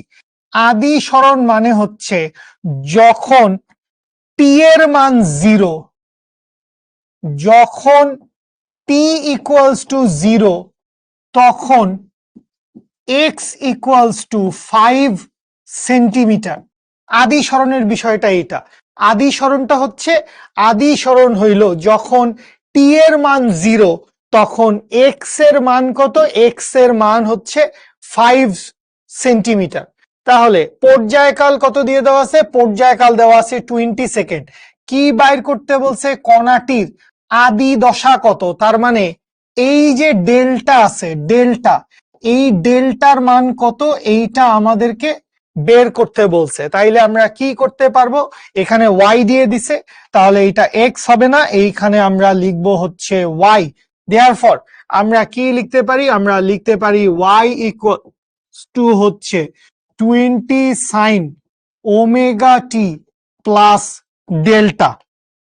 যখন t এর মান 0 তখন y এর মান কত? 5 সেন্টিমিটার। সুতরাং আমরা লিখতে পারি 5 সমান সমান হচ্ছে 20 সাইন ইন্টু ওমেগার মান তো আমাদের দরকার নাই, কারণ টি এর মান 0 দিয়ে দেওয়া আছে। তাহলে ওমেগা ইন্টু 0 প্লাস হচ্ছে ডেল্টা, বা এইখান থেকে 5/20 দ্যাট মিনস 1/4 সমান সমান হচ্ছে সাইন অফ ডেল্টা। বা এইখান থেকে আমরা কি লিখতে পারবো? আমরা লিখতে পারবো বা ডেল্টা সমান হচ্ছে sign inverse, sign inverse 1/4। Therefore এইখান থেকে ক্যালকুলেশন মারলেই চলে আসার কথা। শিফট সাইন 1/4 করলে আসে হচ্ছে 14.47, 14.48 হবে, 14.4775 ডিগ্রি। সো 14.4775 ডিগ্রি বা 14.8 ডিগ্রি, বুঝতে পারছি। সো এই হচ্ছে আমাদের সরল ছন্দিত স্পন্দনের ব্যবকলনীয় সমীকরণের একটা সমাধান। সেটা হচ্ছে y equals to 20 sine omega T plus del. এই ইকুয়েশন থেকে আমরা আদি দশার মান বাইর করতে চাইছি, এবং আদি দশার মান কত আসছে? 14.48 বা 14.44। ঠিক আছে, এখানে স্প্রিং এর গতির কথা বলা আছে। স্প্রিং এর গতিটা, এইটা একটা সরল ছন্দিত স্পন্দন। স্প্রিং এর গতিটা হচ্ছে সরল ছন্দিত স্পন্দন। এইখানেও সরল ছন্দিত স্পন্দনের সাথে বৃত্তাকার গতিকে বুঝায় দেওয়া হয়েছে। সরল ছন্দিত স্পন্দনের সাথে বৃত্তাকার গতিকে বুঝায় দেওয়া হয়েছে। পিরিয়ডিক মোশনের কথা বলা হয়েছে, অ্যামপ্লিটিউড দেখানো হয়েছে। এরপরে কয়েকটা এমসিকিউ আছে, এগুলো আমরা নেক্সট ক্লাসে সলভ করব। ঠিক আছে, এমসিকিউ গুলো আমরা নেক্সট ক্লাসে সলভ করব। একটা হোমওয়ার্ক আছে, এই হোমওয়ার্কটা একটু নিজেরা সলভ করেন, তাহলে একটু প্র্যাকটিস হয়ে যাবে। একটু প্র্যাকটিস হয়ে যাবে যে আমরা নতুন দু একটা ইকুয়েশন শিখছি। সো ওই ইকুয়েশন গুলার আমরা কিভাবে ব্যবহার করতে পারি, সো ইকুয়েশন গুলার ব্যবহারে আমরা যা যা জিনিসপত্র আছে সেই জিনিসপত্রগুলা ঠিকঠাক মতো বুঝতে পারবো। ঠিক আছে, এই একটু উপরে যাও তো দেখি।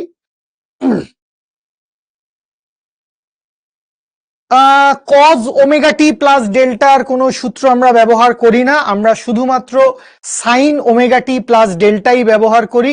যদি ডেল্টার ভ্যালু 90 ডিগ্রি হয়ে যায় তখন অটোমেটিক ইকুয়েশনটা কজ চলে আসে, অটোমেটিক ইকুয়েশনটা কজ চলে আসে।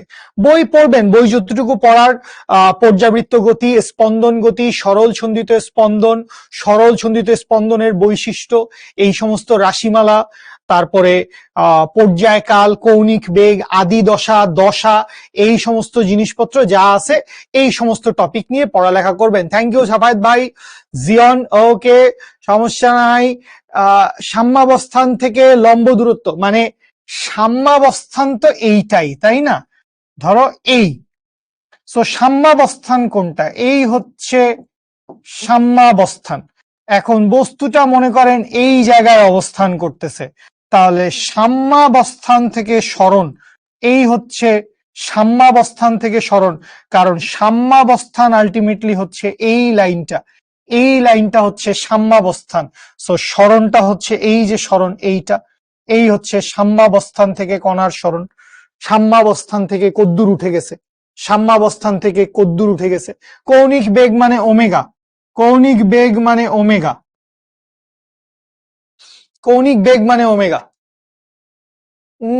যে কোনো একটা বই পড়েন আপনি, শাহজাহান তপন স্যারের বই পড়েন, ইসাক স্যারের বই পড়েন, যে কোনো একটা বই A to Z পড়ে ফেলেন সব সময়।